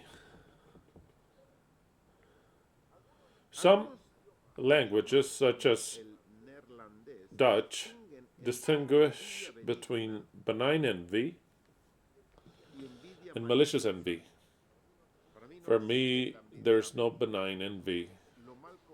We misconfuse it, and we can confuse it with inspiration. Sometimes we see our friends, our neighbors, or people that we don't know on TV, or people that from anywhere or country or that we've seen or outside that inspire us to have things that they have. The difference is in that I see someone that has something that I desire to also have, and I see it. If I am happy because they have it and they say, "Oh, how pretty! I love it. I want to see if I can buy one." That I don't consider it envy. So then, if we consider that as benign envy, for me it's ill-defined. You can't consider it that way. They can define it that way, but for me that's not envy. It's an inspiration, because it does not upset me that another person that inspires me. It doesn't upset me if a friend buys, I don't know, a good coffee maker that's better than mine. I'm not going to feel sad because mine doesn't make the coffee so good as his, and I'm not going to say, what a son of a bitch, he has it and I don't. So I'm going to buy one. That would be malign envy. Just envy. Now, if I say, "Oh, what a delicious coffee! I love it! Wow, I loved it! I loved it! I'll buy one myself because I loved it." That is not envy. That is an inspiration to get better, just like my friend. So then, we have to differentiate that. Having understood that as benign envy, call it however you want. For me, it's not envy; it's an inspiration, which is very good. Every time something inspires you to get better is not envy. Envy is the one that causes you pain because that's what you should have. You understand what I'm saying? Okay. So then, it says, and then malicious envy, pointing to the possibility that there are two subtypes of envy. Malicious envy is an unpleasant emotion that causes the envious person to want to bring down the better off, even at their own cost. Yes, also, they have to bring him down, even though they fall too. They'll also do it. If it's the last thing he does, he'll bring him down. It's so pernicious. Not only is what the other person has is desired, but rather he wants them to lose it or to fail. Envy goes way past, not just to have what the other one has, he wants the other person to not have it anymore. This type of envy is accompanied with emotions such as frustration, wrath, and hostility, whereby it usually generates destructive conducts that hurt relationships as well as the well-being of the envious person. So then all of the destruction and the wrath of God could have been produced out of wrath, out of envy. Envy. I'm going to destroy their temple. Sons of bitches, twice over. Benign, or rather sound envy, as it is also known, is characterized by the admiration and the motivation of bettering oneself. It recognizes the recognitions that others are better, but it makes the person to aspire to be just as good without desiring evil against them, which is motivation and respect. This form of envy can favor learning, of course, self-development, and also reinforce relationships, since it does not inspire rivalry. I wouldn't call that envy. You want to call it benign envy, you destroyed the word envy. It's always bad. There is some discussion on whether the subtypes should be seen as distinct forms of envy, as some argue that the action tendencies to damage someone else's position for malicious envy and to improve one's own position for being envy are not part of how the emotion is defined, while others think action tendencies are an integral part of an emotion. Following Charles Darwin's 1859 book, Advancing the Theory of Evolution by Natural Selection, his 1872 work, The Expression of the Emotions in Men and Animals, advanced the theory that there has been an evolution of emotion, which developed in animals for the survival value emotions offers. In 1998, neuroscientist Jack Panksepp provided data demonstrating that mammalian species are equipped with brains capable of generating emotional experiences. Subsequent research in the behavioral sciences have provided insights into emotions such as envy and their impact on cognition and behavior.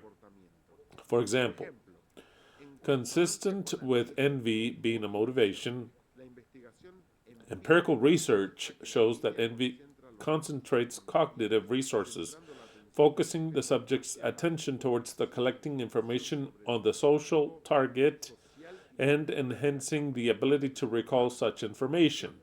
In primate research, Franz de Waal conducted long-term research demonstrating that chimpanzees, as well as distantly related primates such as brown capuchin monkeys, have a finely honed sense of justice within their social group, and that the key emotion used to measure and regulate fair outcomes is envy. De Waal's research leads him to argue that without envy, motivating our interest in making social comparisons, there would be no reason to care about fairness and justice. Based on a model of evolved responses to those who are better off, Neisser has argued that envy increases support for economic redistribution. Envy for Christianity. It is considered by the Catholic Church as a capital sin because it generates other sins. They are called deadly sins, not referring to the magnitude of the sin, but rather that it originates many other sins and it breaks with the love towards your neighbor that Jesus proclaims. We're learning what capital sin is called because it makes you do other sins. It's a sin that takes you to another, and we end up breaking with the love towards your neighbor that Jesus proclaims. Saint Gregorio Magnus lived in the year 1540 in Rome, was the 64th Pope of the Roman Catholic Church. He was who selected the 7 deadly sins, and they were sustained by the majority of the theologians of the medieval age. For St. Thomas, envy is the sadness of someone else's good. Perfect. Sadness or pain for what others have.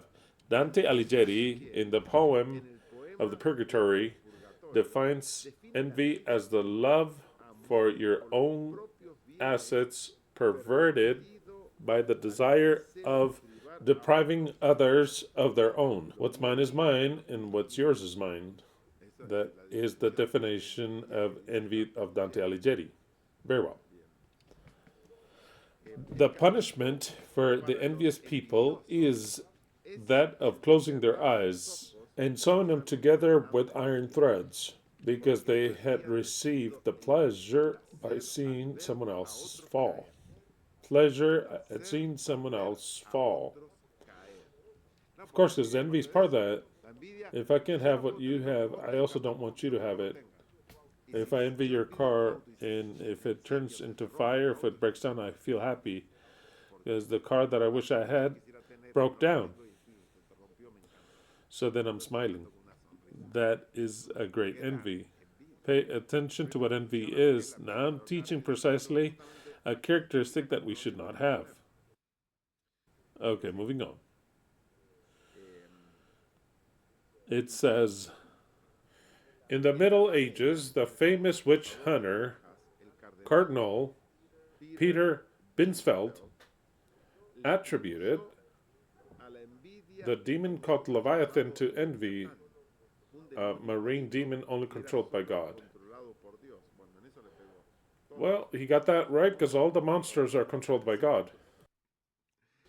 In adolescence, envy becomes apparent in children from an early stage, and adults, while equally susceptible to this emotion, demonstrate a higher level of proficiency in disguising it. Envy plays a significant role in the development of adolescence. Comparing oneself is a universal aspect of human nature. Exactly, to compare oneself with others. Comparison can be applied across many different subjects. Applications such as physical attributes, material possessions, or intellectual abilities could enable a tendency for comparisons against one another's own experience. It says, however, children are more likely to envy other material objects such as shoes, video games, high-value mobile phones, etc. Children believe these material objects are correlated to their social status. Social status has been found to have a strong connection with self-esteem. An adolescent's self-esteem is very fragile during early years and is heavily impacted by peer opinion. If a child is comfortable with who they are and confident, they are less likely to become envious of others' material objects because they do not self identify with materials. Material objects are not the only things that adolescents become envious over.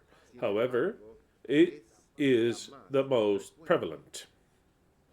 In other words, taking out small conclusions, because what I'm reading, it's excellent, and if I start to comment, I won't be able to read it all, but it's excellent because if we are more poor, we'll be more envious. That thing about poor people are good people, that's a lie. The poor people are the worst poor human beings, not in about money, but in human poverty. The more poor they are, the more poor as a human being they are in every aspect, culturally, educationally, the heart, humility, and they're the most envious because they're the ones that have the least and the least security that they have. So to say that the poor are the best people, no, they're not the best people because they don't have the possibility of being good, because they don't have education, because they have had parents worse than in other family links with more richness and more education. So it's very clear the worst violations and mistreatment is always in poverty. And extreme poverty is really an extreme hell. And we come from quite a bit of poverty, all of us in the eternal truth. We don't come from any rich place, any of us. So then we have suffered all types of things. We're the most susceptible to envy. Okay. That's why it says that. Okay, moving on. It has been proven. Okay, I've read that. Okay.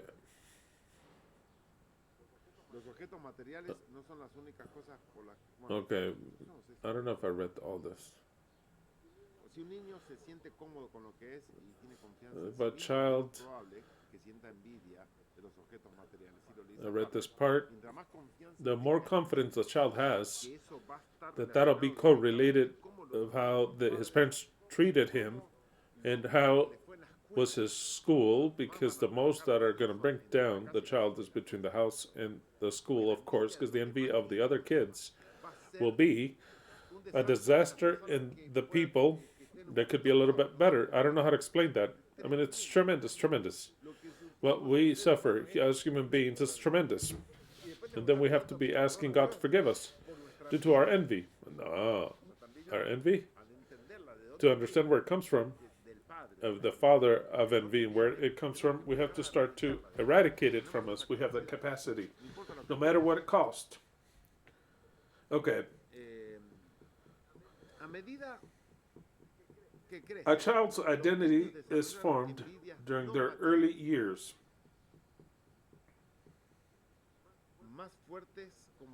As a child gets older, they develop stronger non-materialistic image, such as the activities, physical appearance. When I was little, they would see what car everyone would arrive in. That's the way it is. It always happened that way. And if your dad would come walking, he didn't have a car. If he had a car, oh wow, what a car! And those rich guys that bought a new car, they'd look at him saying, "Oh, we wish we had a dad that had a new car like that." Because the kids envy, it is right there. The tennis shoes, if you have to wear broken or ripped tennis shoes, and you would see those kids that would buy their brand ones, Adidas or whatever, and you couldn't even touch those tennis shoes because your dad could never buy tennis shoes like that. I mean, you would have the second class or from a secondhand store. Then of course the kids, they are forced to develop envy. I'm talking about forced to develop envy. And you stop to think when you were children, what happened in your school? If there were kids that had more money than you, if there were people that would make you feel bad because they had ugly things and they would highlight them to you, because sometimes the kids use shorts because they have nothing else. The mother doesn't worry about them, and they wear long. I mean, a whole bunch of jokes that they would use, They say other things. Here in the U.S., we don't see that as much, but it exists at all levels. But where we come from, I mean, oh wow. I knew people that would eat snails in the morning. If I don't tell you, I mean, you can't make this up. I mean, I wouldn't even believe this either. They would grab bread and they would eat snails because they didn't have anything. And they stunk so bad. My mom would at least bathe me in my white pants. And she'd say, "Why do you get them dirty?" My mom would always make them white and clean. But the kids, there were some smells, some that would sit next to me. They stunk. That smell of dirty kids, of all kinds of smells from behind, from the front, just complete filth. I lived in very poor people in Uruguay, in very poor places, and in Buenos Aires, in very poor places, and I saw things like that in church, and at my school. It is cultivation to develop envy, and then we wonder why we're envious. Poor human beings. Think in your childhood. Think about it. Now, if you were lucky that your parents, I mean, you never lacked anything and you always had the best things better than others, and you had another type of problems, not envy, but another type of problems, people would envy you, you had a different type of problem. Generally, we live the part of not having and envying those that had. Very well, moving on. So then it says, as children get older, they develop stronger, non materialistic envies such as activities, physical appearance, achievement, and popularity. Of course, they envy other things.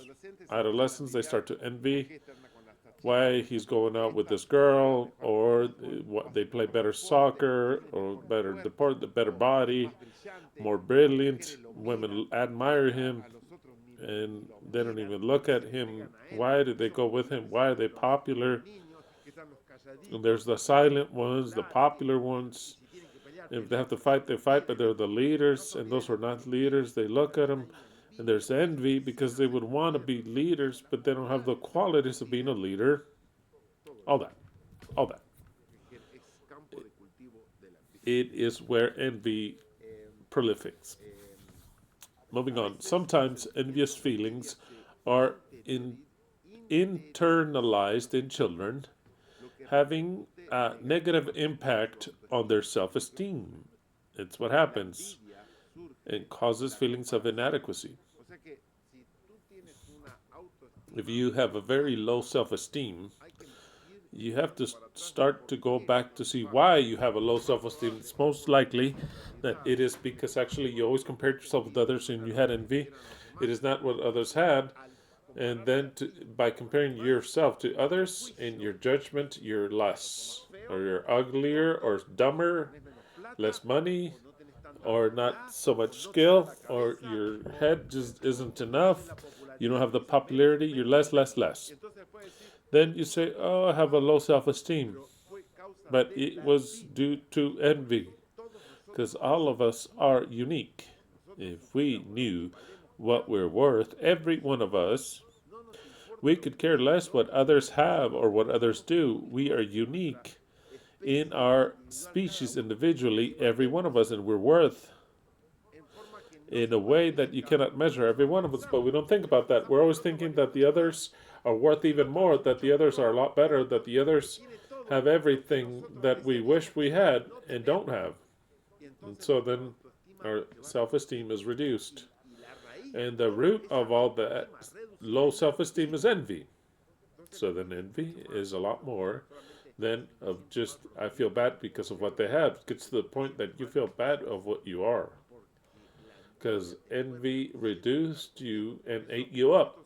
So then that's why these psychologists said that at the end of it all, one of the most strongest things of what unhappiness is envy, because it leads to low self-esteem. I hope you're paying attention to my words because many of you may have low self-esteem problems. You don't esteem yourselves. You compare yourself with others because envy has always been doing that path on you in life. Okay, moving on. So then it says, sometimes envious feelings are internalized in children, having a negative impact on their self esteem and cause feelings of inadequacy. A child's identity is formed during their early years. Identity development is considered the central task during adolescence. Exactly.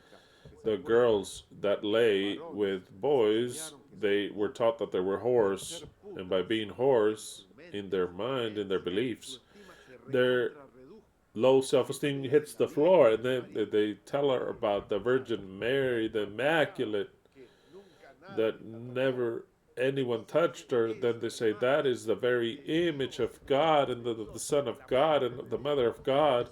What about you? You're the mother of whores, not the mother of God. So then virginity is a virtue that then they lose it and it's reduced to self-esteem. And then if they go around with more boys, they have a lower self-esteem and they produce it themselves. They produce it themselves.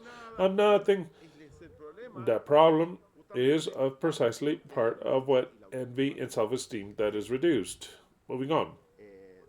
That's what it says. The envy comes out of comparison.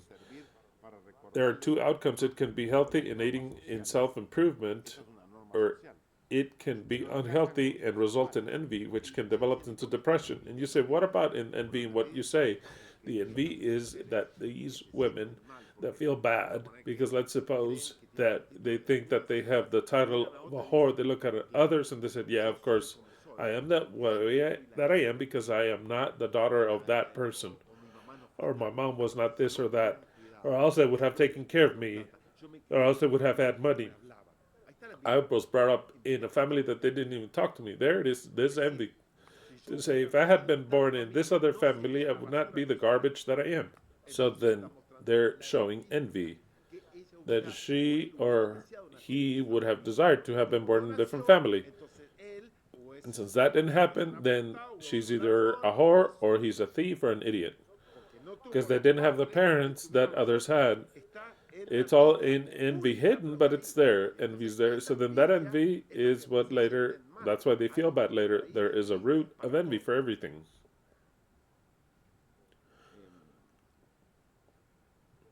Okay, it says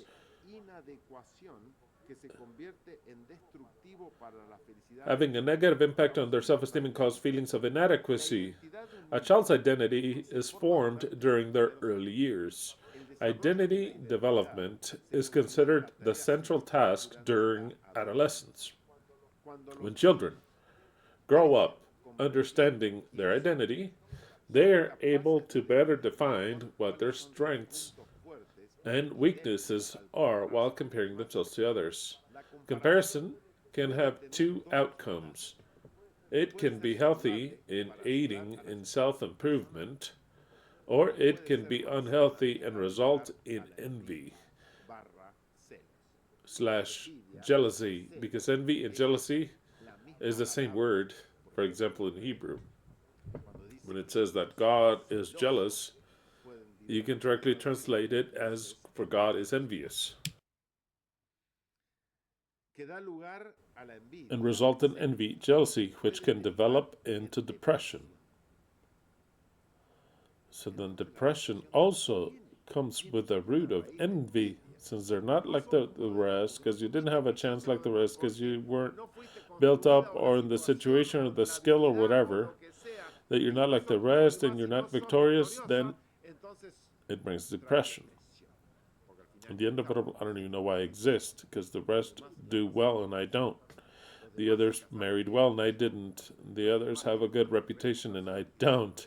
The rest have money or they live well and I don't. The rest apparently live happily in their matrimony and I live with this monster that makes me feel bad. So then always there's that depression. That's why self-exploration and identity development are critical in adolescent years. If a child is showing signs of unhealthy envy, in other words, for me, it is directly to identify envy. It is best to teach the child productive ways to handle these emotions at an early age. If it is much easier to teach a child how to control their emotions while they are young, rather than allowing them to develop a habit that is hard to break when they are older. When was the last time that your mom and dad taught you to not envy? You're going to say, never. See, that's why. You're already being envious right there. That's why I am that I am. Because my parents didn't teach me. And I was developed envy, and I had dog shit parents, and they didn't teach me. So then this is already part of envy itself. And that's why things happen like this, and I'm dog shit and this and that.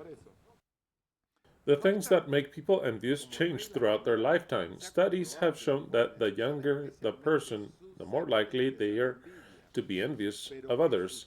Adults under the age of 30 are more likely to experience envy compared to those 30 years and older. However, what people become envious over differs across adulthood. Envious people, which are everyone in a greater or lesser position, they don't enjoy what they have because what they have doesn't matter if they have something, someone has something better. And when they have it, they no longer enjoy it. I had a friend that if I bought a truck, for example, I had a friend that was so envious. There was more than common, you can tell in his actions. It was a very good friend of mine. He had good things. I would buy a truck, and of course, when I have an article, those that know me personally, when I have an article, I always make it look like it's the best thing. I said, I bought this and it's the best. I didn't buy just anything. No matter if I paid for it cheap or whatever, what I bought is the best. I always thought I was the best at everything. I don't buy dog shit. Even if it is dog shit, it is the best. It is the best because I have it. The fact that I have it, it becomes the best. And that's the way it is, and that's what I transmit to others.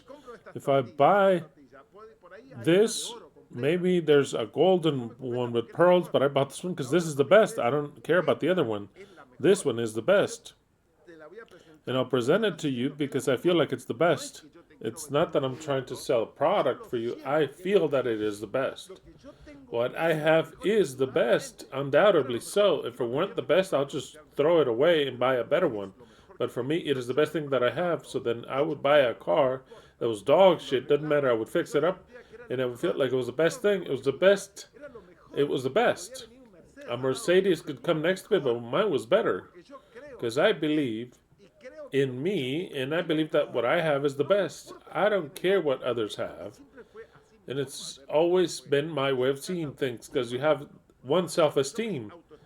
I self-esteem myself, and I esteem what I have, and for me, it's the best. When I don't consider that it's the best, then I'll go buy another one. But if I buy something, it's the best, so then I would buy something, a truck or whatever, and I would enjoy it. My friend had better trucks than that one, but he wanted mine because I would transmit in my message that it was the best. And he would say, what a son of a bitch. That is really is the best, because if he says that it's the best, it is the best. So then what happens? He would buy it off of me. In fact, I had trucks that he would enjoy to drive until he would plead me to sell it to me. When I would sell it to him, he didn't like it anymore because now it was his. It's no longer the best. It was the best as long as it was mine. When it's no longer mine, then now it's his, and then he sees it as dog shit. Then why did you like it a lot? Now he likes the other one that I bought. That one. That is authentic envy. That is what happens, what I've just explained. It happens to envious people when they have what they desire. It left a hole. Now that passed, now they envy something else. Now they envy something else. Because envy is not the desire to get better. That's why I can't call it benign or malicious envy. Envy is contrary to wanting to get better. Once you have it, you enjoy it. But envy, once you get what you envy, you don't enjoy it. You now envy something else. Keep that very clearly, what I've just said, so that it says, in a psychoanalysis environment, envy is referred to as a feeling of someone that intensely desires something that someone else owns. And you cannot enjoy what you have. That's what I just read. Envy makes you not enjoy and appreciate what you do have. Once you envy something and you possess it, you don't enjoy it anymore. It no longer interests you. That's why those who envy someone else's wife, if they were to get her, it is not what he imagined that would happen. Nothing. That's it. It's done. Envy does not fill. It does not fill with the feeling of envy. It does not fill to obtain what envy tells you that you need to have. It doesn't bring happiness, or to have something that envy obligates you to have doesn't bring happiness. If envy obligates you to buy a house, it doesn't bring you happiness. Now you want another house. Now, if the desire to get better inspires you to have a better house, you can enjoy it. Do you understand what I'm saying? Everything that envy makes you have, you cannot enjoy it, because envy is pernicious. It doesn't allow you. It is very ill-defined. That's why I wanted to read this to you, because I had never read it. I thought it was fantastic. Envy is pernicious to the capacity of enjoying what you own, your eyes. Now turn to what others have. The grass is always greener on the other side. Doesn't matter. It's always greener. Your neighbor's wife is better than your own. No matter if she's an ass, as ugly, because it doesn't matter, because you don't appreciate what you have. It's always what others have, or the husband of your female friend, or your female neighbor, because what you have is an idiot, or you consider him and the other guy, that is what you want. If you get him, then, I don't know, you look for another, because that's not. That's what envy is like. It's so pernicious like that. So then it says, the factor that is most important of the undermining of the feelings of love or gratitude, envy is the most important factor in the destruction, the undermining, which is to demolish, to destroy the base of the feelings of love, tenderness, or gratitude. Why? I notice that people that I know, they're not so grateful because they have envy. And in the measure that they are most envious, they are less grateful. When they don't have envy, they're super grateful. Super grateful. When it's difficult for them to thank a person, it is envy doesn't let you thank. It is so important what I'm reading and teaching today, mind you. It destroys love, tenderness, or gratitude. Envy is a feeling that is anger against another person that possesses something desired by the envious individual, who has the impulse of taking it away or to hurt. Either you take it away or you would want to damage it. In the difference of jealousy that are a link of at least three people, envy is in two. The envious person is insatiable because their envy comes from their interior. That is so important. It is not the articles or what you envy. It is something insatiable because you do not satisfy it with what you obtain due to envy, because the envy comes from within. It is very good. It says, the envious person is insatiable because their envy comes from their interior. And that is why they can never be satisfied, since they will always find another whom to focus on. Envy in psychology. What displeases the envious person is not so much an object in particular that someone else may have, but rather the happiness of that other person. It's exactly it. That's what I liked. Because the one that they envy, it's not the object in itself, but rather the happiness that the other has upon that object. They envy the happiness of the other. That is what I'm telling to you with my friend, because everything that I have pleases me. I love it. No matter if someone else can consider it to be dog shit, I don't care. I love what I have. I love it. In fact, that happiness that it produces, my objects produce me, is what produces envy in others. Saying, how is it that I don't have that happiness? What I have, I consider to be dog shit. And this guy loves that object. I want to have that object in order to experience the happiness that that guy has. Once he has the object, he hates it just like everything else that he hates. So then it does not reside in that the object brings the happiness, but rather the happiness comes from the infidelity. No, sadness or the wrath comes from within. Envy comes from within the person. No matter how much you have, if he obtains the whole world, he'll be envious either way. Okay, so then the first definition is very good. Envy is to feel sadness or pain for others' well-being, and it's not so much the object in particular that another may have, but the happiness of that other person. Understood in this way, it is possible to conclude that envy is the mother of resentment. Wow! Do you have resentment against someone? Well, envy could be the mother of your resentment.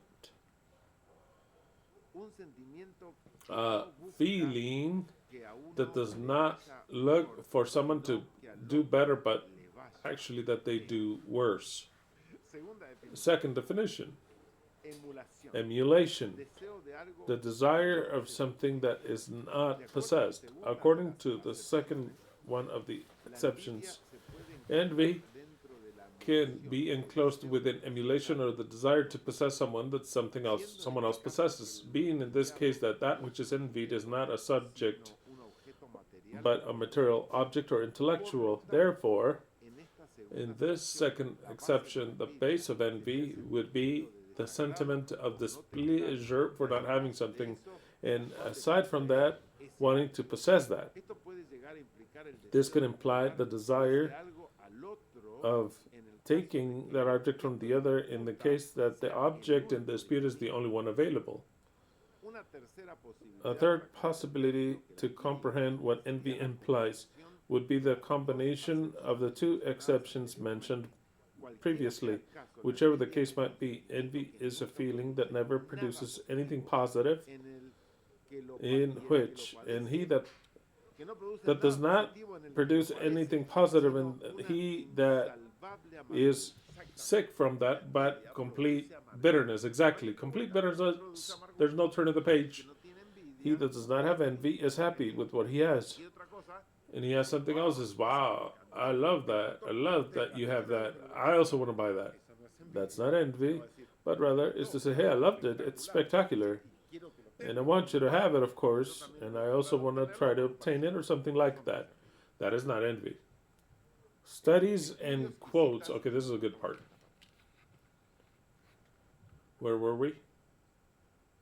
Okay, we're done. Bertrand Russell sustained that envy is one of the most potent causes of unhappiness. Being universal is the most unfortunate aspect of human nature, the worst of them all.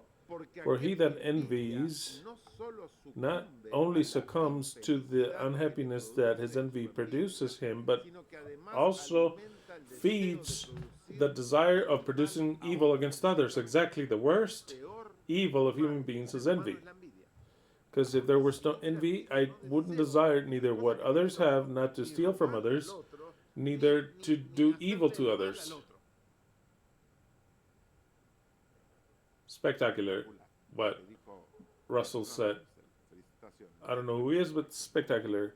Envy has frequently been a theme and has inspired literature like that of Cain and Abel. There you have it, Cain and Abel. What did Cain feel upon Abel? That God had accepted his offering and not his,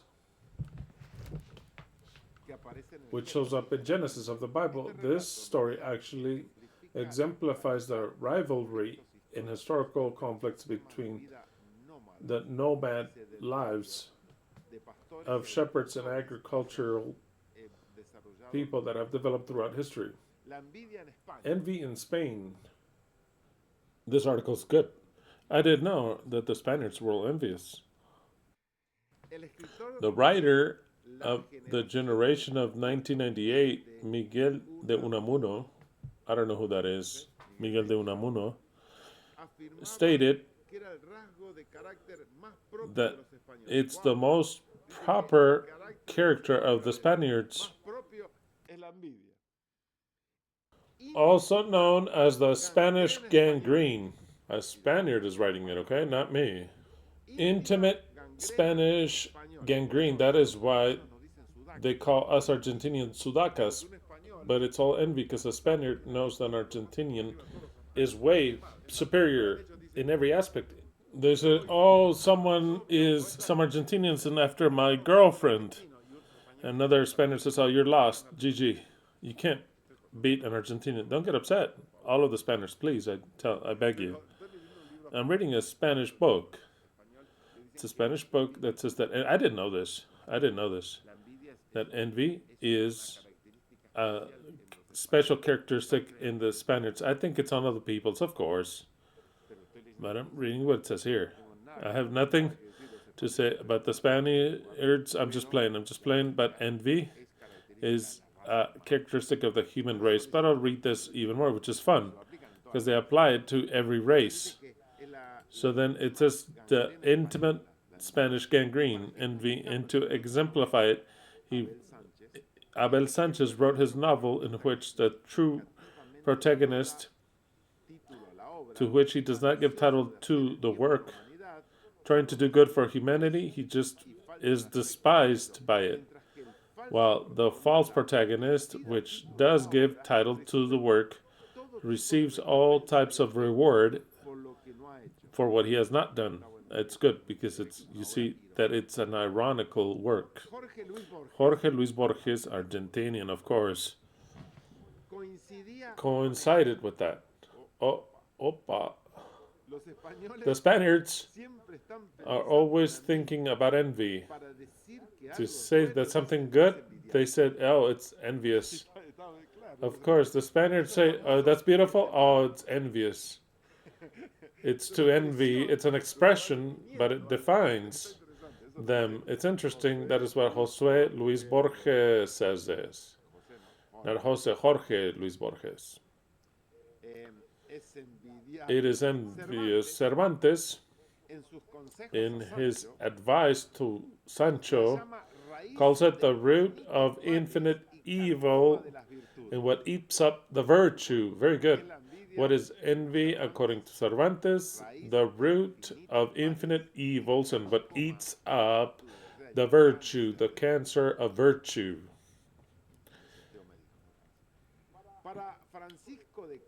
For Francisco de Quevedo, it is a sin that is especially useless, that gives no satisfaction whatsoever.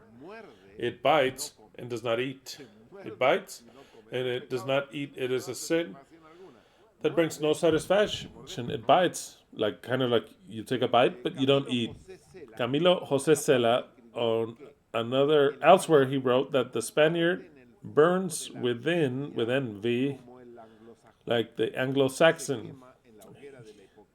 He burns with hypocrisy. And the Frenchman is consumed in avarice. So this Camilo José Cela says that the Spanish people are envious, that the Anglo-Saxons, the English, are hypocrites, and the French are in avarice. All characteristics of human. Maybe they're right, that those peoples have a little more than the rest. I loved it. It says that the Spaniard burns in the fire of envy, like the Anglo-Saxon burns in hypocrisy, and the Frenchman is consumed in the flames of avarice. Because if it says Jew, they're going to say anti-Semite, because he could have said, and the Jew is consumed with avarice. Okay. It says, okay, moving on. The Greeks speak. The Greek had made envy divine because in their tongue, plonos is masculine. The Romans made her a goddess and the daughter of the night. They compared her to an eel because they believed that this fish has envy of the dolphins. Its name envy means the one that does not see with a good eye. The Greeks also gave it the name of the evil eye. And to free the kids of the influences of this, they would take their fingers and pick up the silt at the bottom of the bathrooms and would make a sign over their foreheads. Wow. This superstition is still in modern Greece, which fear envy or evil eye, or the evil eye. This deity is depicted under an old feminine specter with serpents in her head, fierce eyes in a livid color, and a horrible skinniness, serpents in her hands, and another one eating up her chest. Sometimes next to her there is a seven-head hydra placed next to her. Envy is a monster that the most brilliant merit cannot turn off. I love this phrase. No matter how great your merits are towards another person, if they envy you, you can't turn that off. They envy you. And you cannot do away with their envy. So then what should you do when you find envious people? Draw away from them. Because it doesn't matter what good you do to the people, all you will do is to augment their envy, to feed their envy. Just like that. Simple as that. It's as simple as that. Until we have some sort of power to eliminate it. To eliminate it, how envy was originated. And I don't blame the people that are envious because they had a life that took them to that. But I'm talking to those that thinking that they're thinking people that they're the eternal truth, that they analyze themselves to see how envious they are. Everything that I've said is very important. Are you depressed? If you're devalued, in male or female tense, if you're not happy in your life, you have to start to check envy, because it has different phases that conclude in the unhappiness of human beings. It is also painted tearing up a heart and with a dog next to her. One of the main employees of envy was to serve as a guide to slander. Excellent.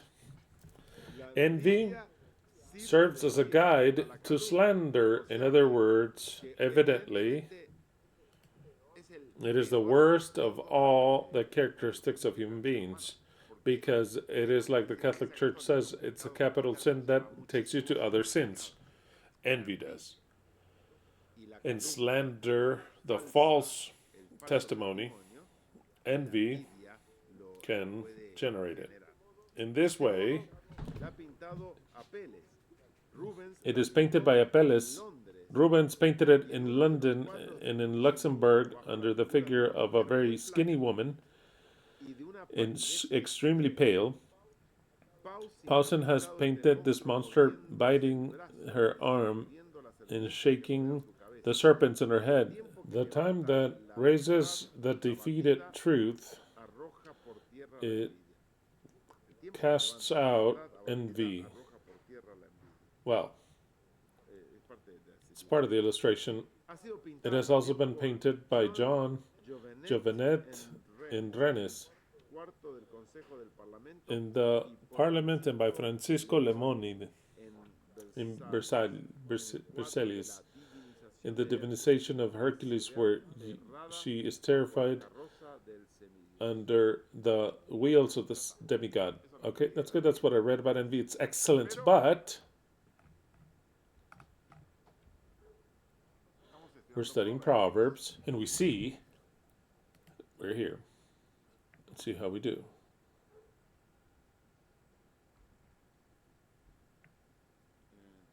What? It's been 2 hours already. I told you the chickens were playing, they're winning. The chickens, there's no envy. We don't envy the chickens. It is a sports rivalry. We're like brothers that were separated, but not out of envy. They envy us. The chickens are winning. Oh well. Against Barraca Central, or Atraco Central as they call it. Barraca Central, the owner is Chiquitapia, like I told you. Remember that, right? So they call it the Atraco Central, or like it's like the robbing, the central robbing, because the arbiters, they give them everything in their favor. But wow, the chickens are winning and the game is ending. Okay, that's fine. Let them win. We'll see how we do tomorrow. We care about how we do, not how the chickens do. That are playing the South American Cup. We played the Libertadores with Palacios. With who else do we have in the forwards that I've told you? El Pibe Hansen. We have Hansen. We have Hansen in the forward. Exactly. Excellent. That is how we'll be champions of the Libertadores. Very well. So then, going back, I was just checking how the chickens were doing. Coming back to this. Women, the strange woman, the foreign woman, I said that it is represented in three things. This metaphor is in envy, lust, and infidelity. What does the text say? If you hear me, if you do this, if you treasure my words, all those things, that is yes, yes, yes, yes, then you'll be freed of the foreign woman, aside from the religions and evil man, the religions, you'll be freed from what? From envy, of lust, and infidelity. It is three different things. We've already seen about envy, which is the mother of all evil in humans. What is lust? Lust comes from Latin luxuria, which is literally excess, extravagant life, profusion, exquisiteness. The luxus, the word luxus, luxuria, luxo from Latin, means abundance. Luxus, abundance. It must be the Lexus is kind of like that, right? The Lexus abundance, enormous. Lots of it, extravagant, exuberant. Luxus means exuberant, abundance, excess, extravagant, magnificent, something huge, magnificent, in excess. So then, but going back to what the word means, what does it mean exactly? Lust, it's the extreme desire of certain things. Don't just relate it with sex. Lust goes with every aspect of life, not just sex. If you define it just by sex, then you're not understanding. Lust also goes, in a certain way, it is related with envy. Because lust is the extreme desire of certain things that maybe you don't envy them directly, but you desire to have them in excess. In excess. That is what lust is, which is a part of what we're talking about. The other point is infidelity, which is the most important of them all. Infidelity, what is it? If you believed that it's only referring to infidelity in the matrimony, no. That is one of the examples of infidelity. Infidelity is the unfulfilling of the commitment of fidelity or the lack thereof. I want you to record that definition. What is infidelity? It is the unfulfilling or the non-fulfilling of the commitment of fidelity or the lack thereof. So then the word that I have to define here is fidelity. It is just as important to learn to be faithful to what you believe. For example, if the Christians were really very faithful, they could end up like the woman that killed her 5 children. Because fidelity is actually something to believe and to be faithful to your contract. To a contract.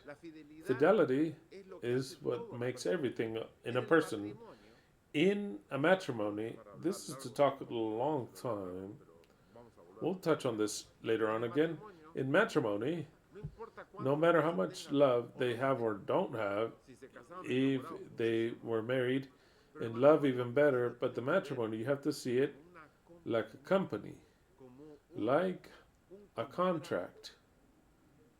In the contract, when you marry, you make a commitment to be faithful. Just like in a company, we're going to have a society and be associates 2, 3, 4, or 10 or more. They make a commitment to have fidelity amongst them. When there's an infidelity amongst the associates of a company, it is destroyed. The confidence is destroyed. The trust is broken. Absolutely everything.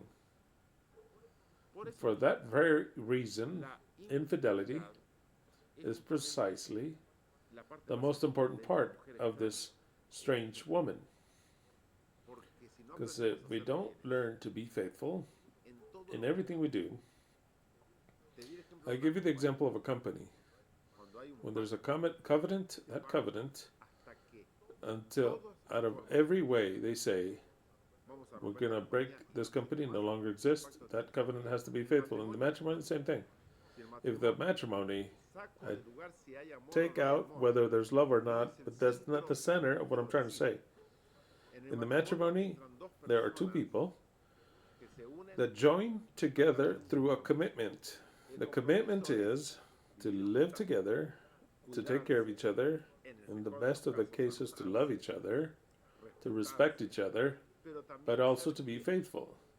In the moment in which that fidelity is broken, it is precisely the definition of the contrary to being faithful. It goes way past that any other excuse. Fidelity is the most important thing in matrimony. If they don't want that matrimony, they have to break away the covenant. This is, we get separated, that's it, it's over. But when infidelity, it's the most valuable part of matrimony. It's not the love in that matrimony, because there could be lots of love and lots of infidelity also. So then fidelity in this aspect, I'm not talking about matrimony right now, because maybe my words, you interpret that the most important thing in matrimony is fidelity. No, in this aspect that I'm talking about. And the most important in matrimony is not fidelity, but in this aspect that I'm signaling is that a matrimony cannot exist in which the covenant is broken. It's like a company, like an associate that steals from you. It's the same thing. It's the same thing in every aspect. If you enter into a covenant with an employer, if you prostitute yourself, because that is how I consider it, any job, when you sell your body for time, even if it's something that you work with your head, with your shoulder, walking, with your hands, driving or whatever, or using other muscles, it is prostitution, because you're working by the hour for another person. If we accept that, then we'll notice that we have all prostituted ourselves, because God prostituted us all.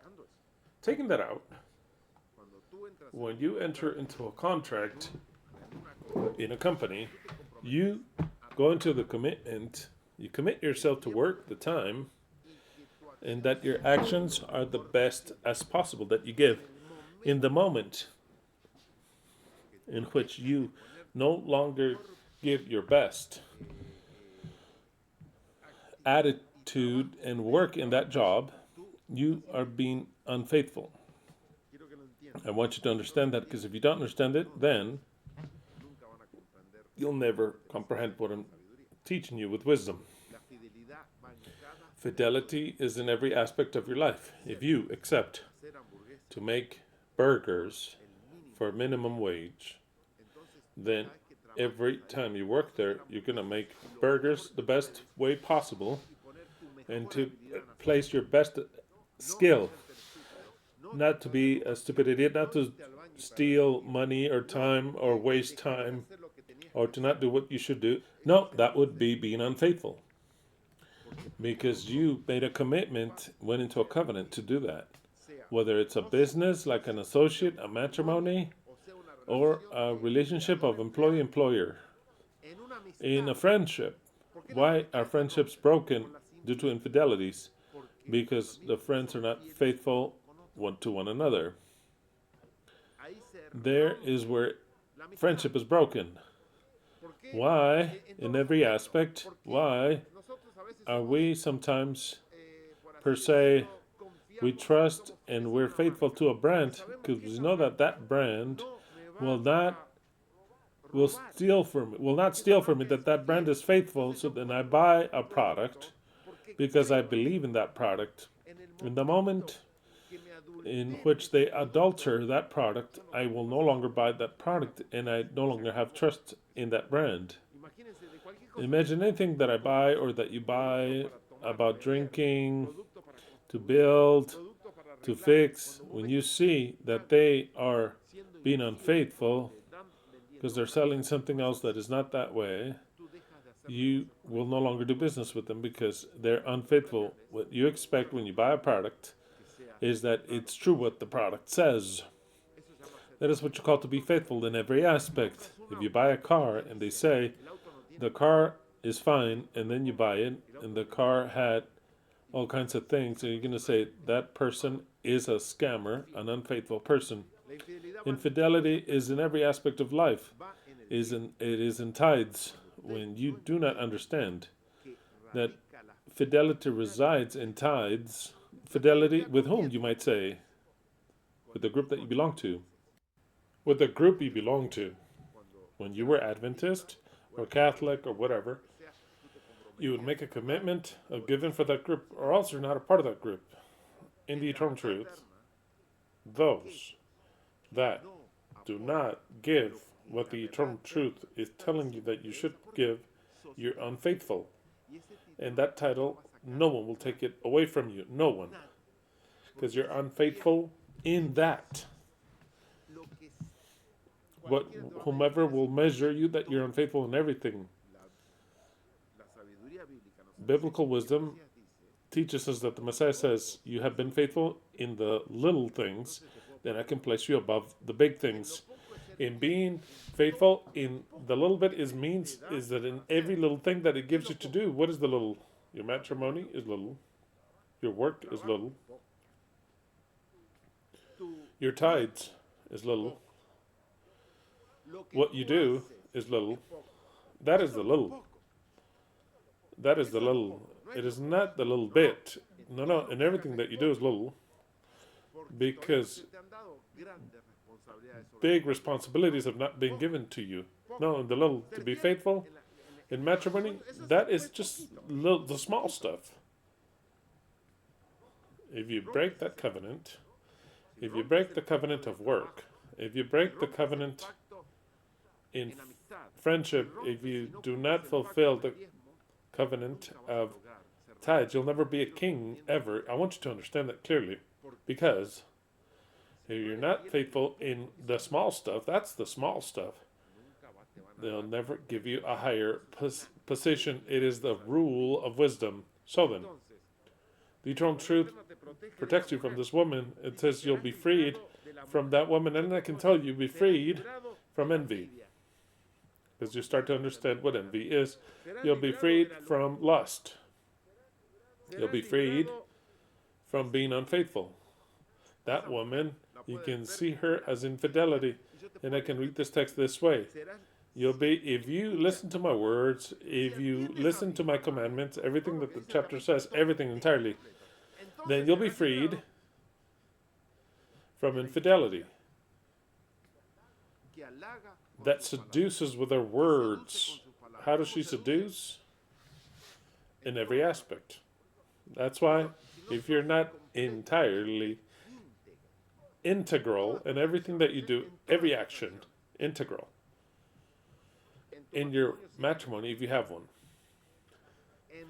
in the relationship with your enslaver, or with your associates, or your clients, because if you're the producer of something, and you don't do things that you say, that you sell, if you adulterate in something, or you lie in something about your product, then you're an unfaithful person.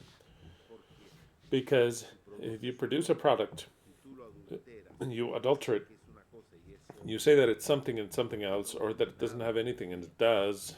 If you sell cars and you know that they have problems, and you tell them it's in tip-top condition, knowing that you know it's got hidden problems, you're an unfaithful person in every aspect of life. You have to measure, how unfaithful am I? And when you think that you're faithful in everything, go back, even tithes. And he that fails in tithes, generally they fail in every other aspect. It's as simple as that. It's as simple as that. It's difficult for some. Why do you think that many people, it's difficult to give? Because they're unfaithful. They don't want to recognize it. They think they're very faithful. But they're not faithful, not even in the little bit, because that's nothing. What you have to be faithful in this life is very little. Imagine when they give us real power, the unfaithful will not receive it. They won't. So then, how is the definition of infidelity? It is the unfulfillment of the commitment of fidelity or the lack thereof. Question, Yahweh. Is he faithful or unfaithful?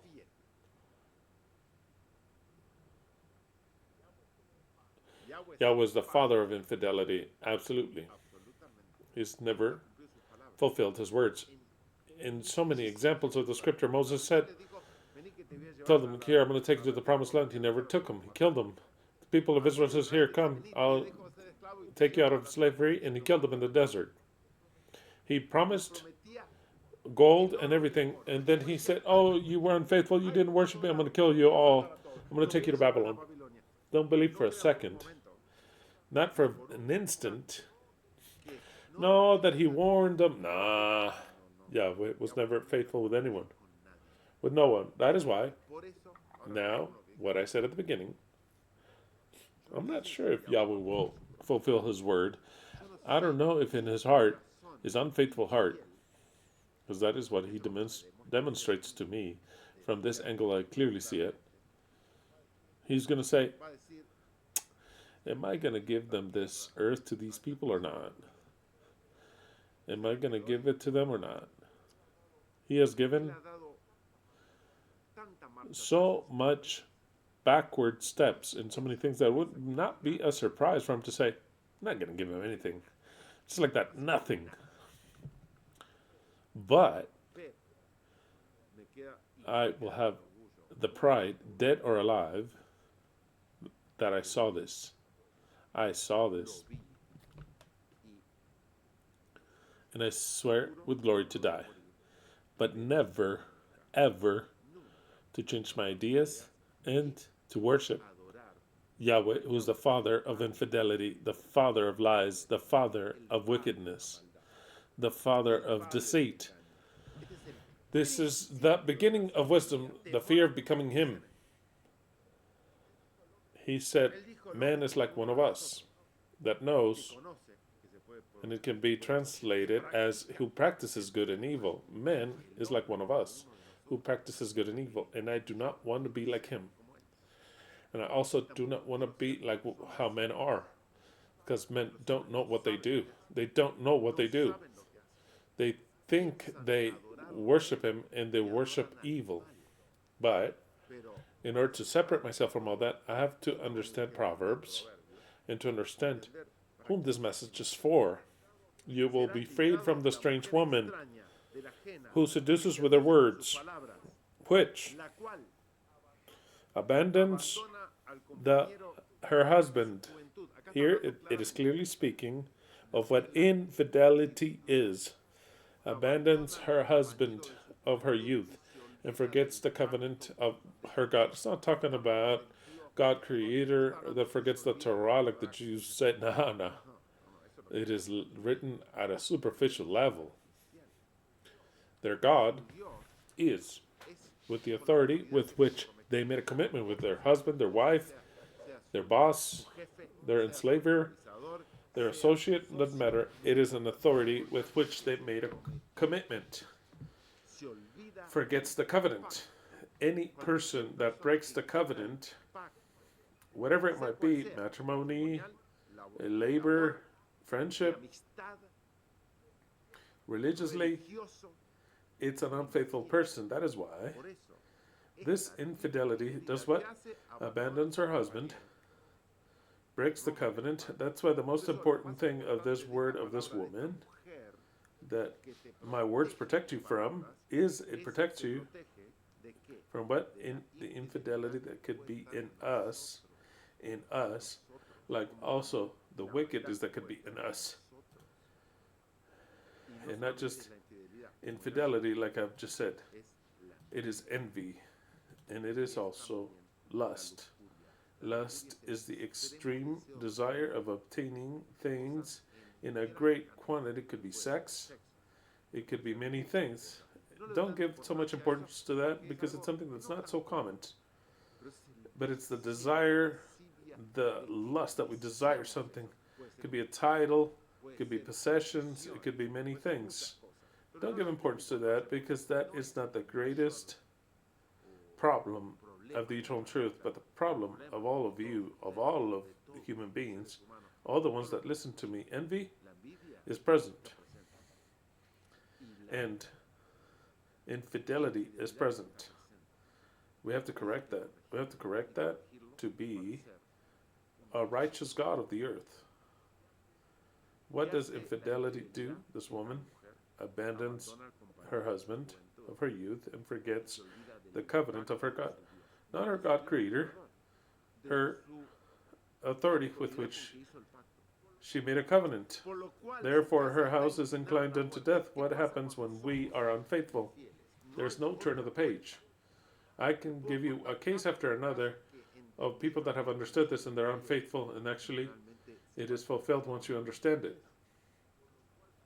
Whereby her house is inclined unto death, her house is her life.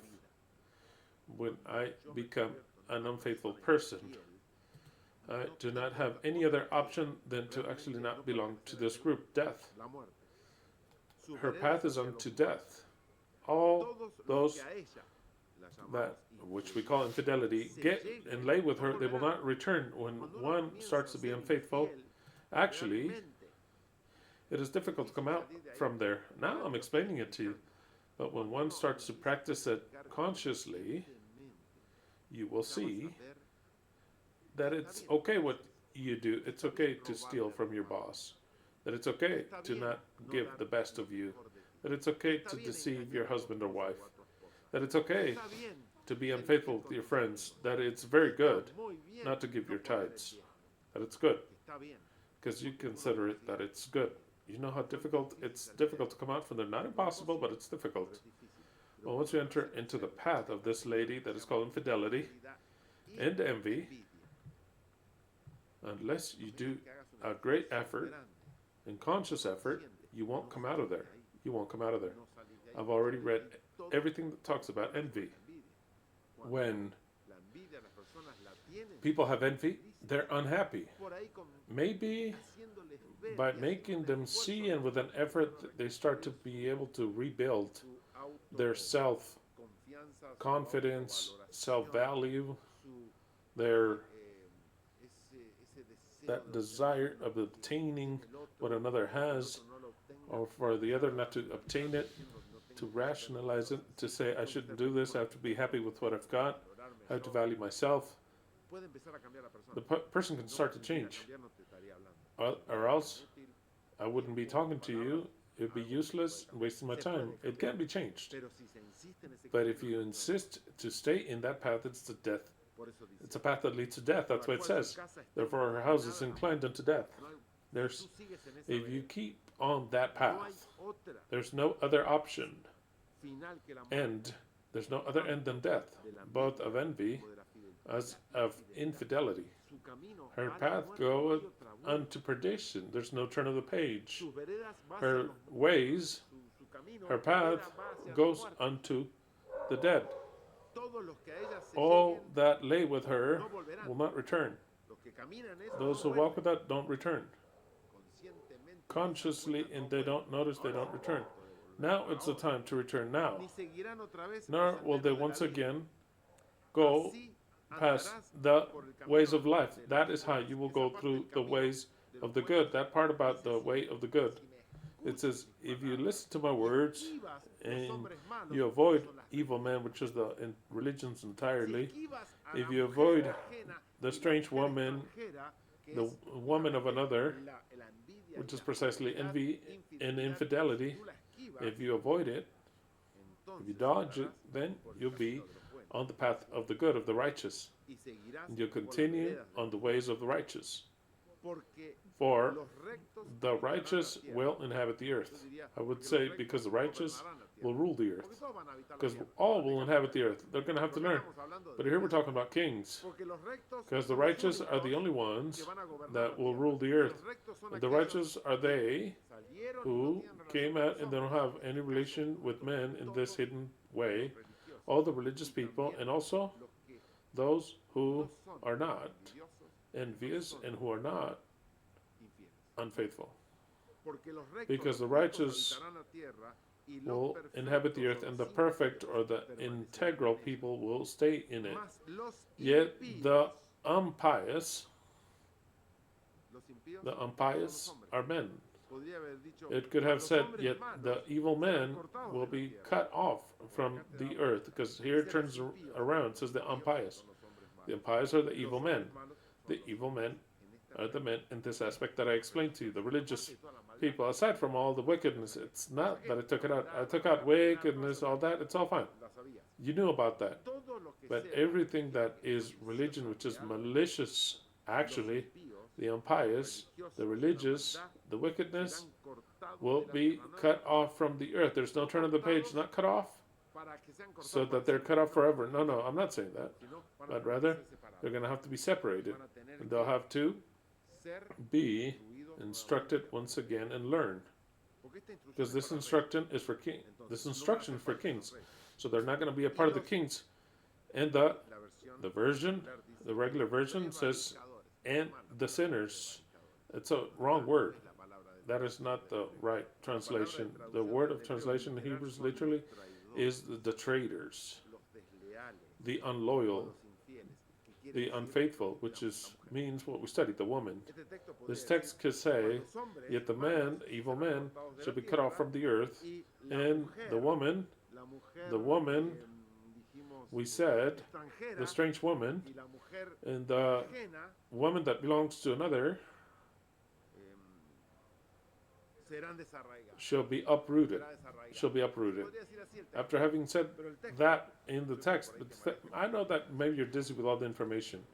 Okay, this text, all of chapter 2, and what follows also speaks in a symbolic manner. The evil man, aside from being the literal evil man, it specifically speaks for you and for me of the religions, because God is evil. Because before it said the beginning of wisdom is the fear of Yahweh, and the fear of Yahweh is the fear of evil. It is not becoming Yahweh.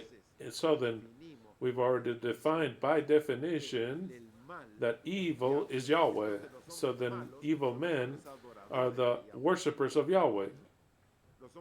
Are the worshippers of Yahweh. And the worshippers of Yahweh are all the religious people. But not just that, my words protect you from the woman that belongs to another, of the strange woman. That strange woman or foreign woman, it is not like a feminine woman, it is envy and infidelity.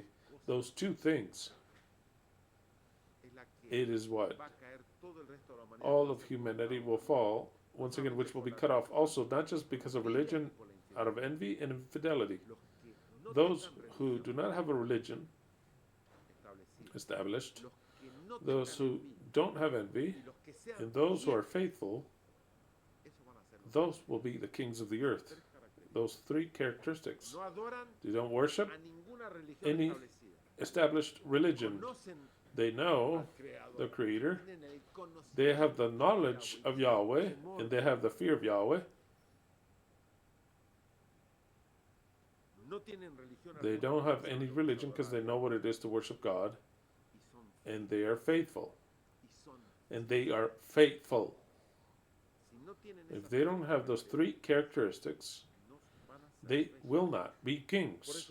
That's why it says the unpious, which are men, humanity, will be cut off from the earth. And the traitors, the unloyal or unfaithful, the woman, will be uprooted from her. Look at how it says in the New Living Translation. Proverbs 2:22, but the perverse man will be cut off from the earth, the religious.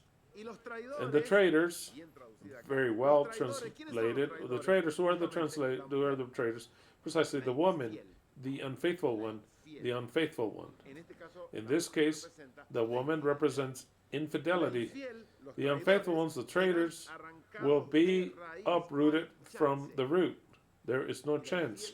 In the unfaithful one, I've already explained to you, you have to be faithful in every aspect of your life. Not just in matrimony, at work, in your beliefs, in your friendship, and also in the eternal truth.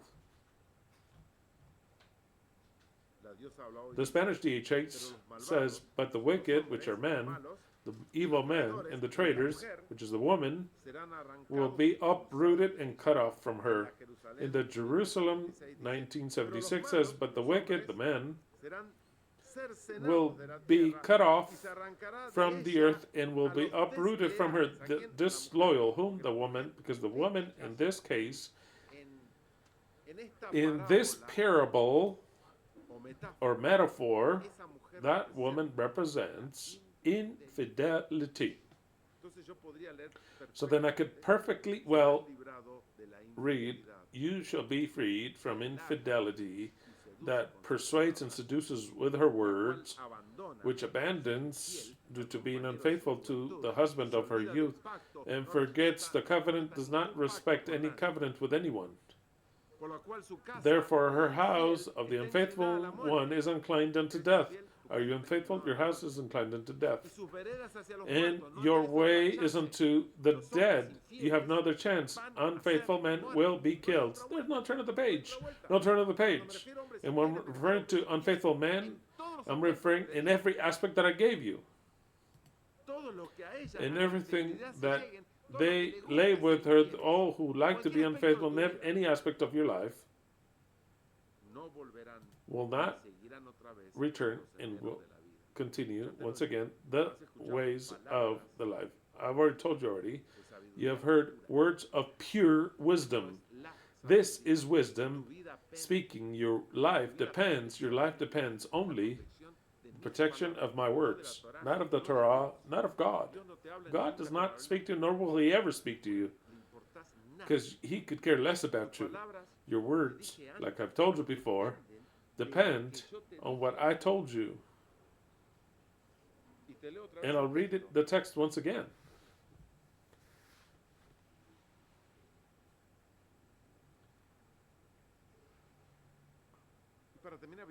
To finish, I'll read it all. My son, if you were to receive my words and my commandments ye were to keep within thee, so that thou incline thine ear into wisdom, and apply thine heart to understanding, Yeah, if thou criest after knowledge, and liftest up thy voice for understanding, if thou seekest her as silver, and searchest for her as for hid treasure, then shalt thou understand the fear of Yahweh, and find the knowledge of God.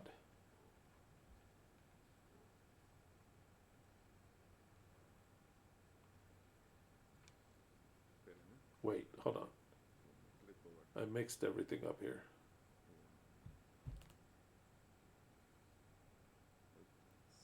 That's number 6. Okay, number 6.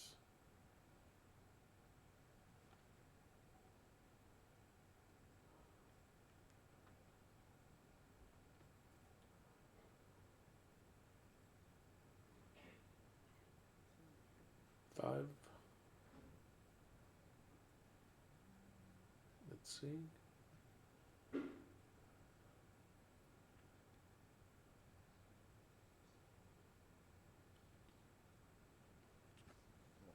Well, I have all these pages mixed.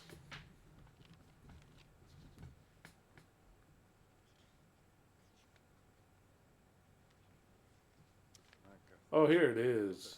Okay, found it. Because, number 6, for Yahweh giveth wisdom, out of his mouth cometh knowledge and understanding. He layeth up sound wisdom for the righteous. He is a buckler to them that walk uprightly. He keepeth the paths of judgment, and preserveth the way of his saints. Then shalt thou understand righteousness and judgment and equity, yea, every good path.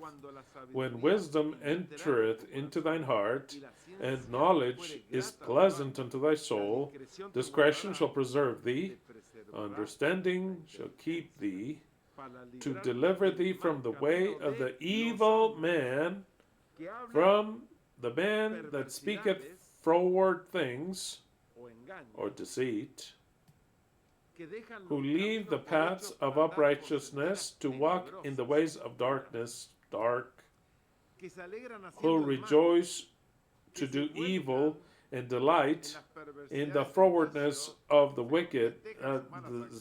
They celebrate their own actions, their bad actions, whose ways are crooked, and they have froward in their paths. I've explained all that already. It's all the religions. To deliver thee from the strange woman, even from the stranger which flattereth with her words, which forsaketh the guide of her youth, and forgetteth the covenant of her God, for her house inclined unto death, and her paths unto dead. None that go unto her return again, neither take they hold of the paths of life, that thou mayest, if you follow my words, that thou mayest walk in the way of the good men, and keep the paths of the righteous. For the upright, I'll read it in the New Living Translation, for only the godly would live in the land, and those with integrity will remain in it, but the wicked will be removed from the land, and the transgressors shall be rooted out of it, the traitors, that woman.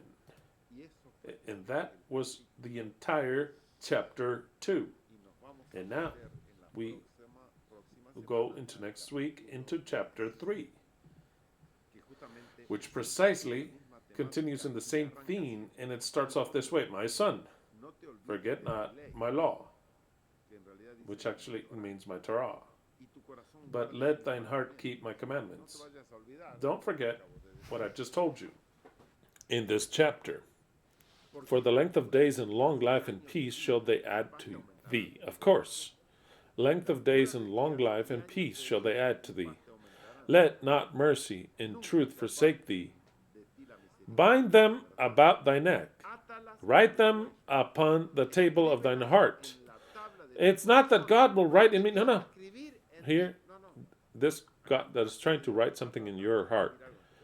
But the one that has to write it is you. I give you the tools. If you want to do the job, that's fine. No God will come and give you a new covenant and change your heart of stone, you're envious, jealous, unfaithful. and all of a sudden will give you a faithful heart, a non-jealous heart, non-envious, a pure heart that's righteous and good. Absolutely, that will not happen. That is why write my words in the table of thine heart, so that thou find favor and good understanding in the sight of God. What God? And man. Well, all this we'll study next Shabbat. Proverbs chapter 3. All your questions are welcome. You can send them to me via my Facebook, a DM, and I'll read them in a completely anonymous manner. Very well. I'd like to repeat something once again before finishing. I'll read Psalm 78, 1 through 2, New Living Translation. All my people, listen to my teachings. Open your ears into what I say, for I will speak through the means of a parable. And today we spoke through the parable of men and women. I will teach you hidden lessons of our past. Yahweh is unfaithful. He is the father of wickedness and deceit. This is the beginning of wisdom, the fear of becoming him. LVE is faithful. LVE is always faithful. That is why we have that phrase that is called, and we say and we pronounce, Semper Fi. Semper Fi, which means always faithful. Always faithful, no matter what, always faithful. And that is what I'm teaching you, to always be faithful. In everything you do, always faithful. If you're not faithful, you will never be a righteous person. Suck at the liberty's breast. I would say suck at the eternal truth's breast. You will always carry her within your heart. They may corrupt you. You may forget. But she is always there. Yesterday I had a dream with the hungry, the crazies, those who left, those who are in prison. Today I awoke singing this song, which has been written time ago. It is necessary to sing it one more time. The destiny is written. The end is inevitable. God, the true God, is Argentinian. Let's go, the eternal truth.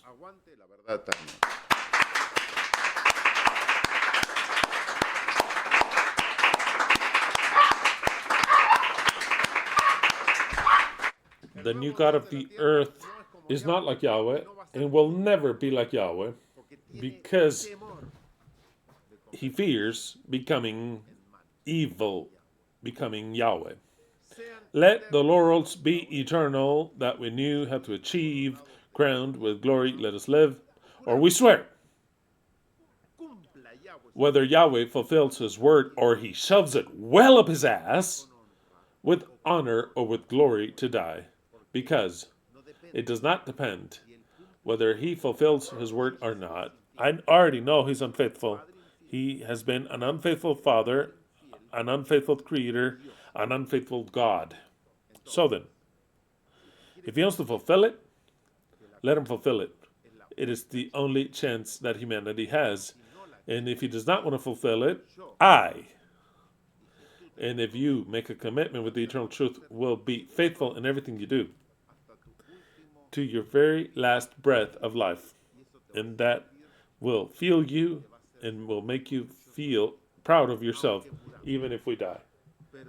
But if somebody awakens us someday, for some reason, will value how faithful we've been. That is why it is a decision of good. Either I'm faithful or unfaithful. And if you be unfaithful, what else is there to be unfaithful in everything? Be faithful in everything, because if you're not faithful in something, you'll be unfaithful in everything, even though you try to be faithful in other things.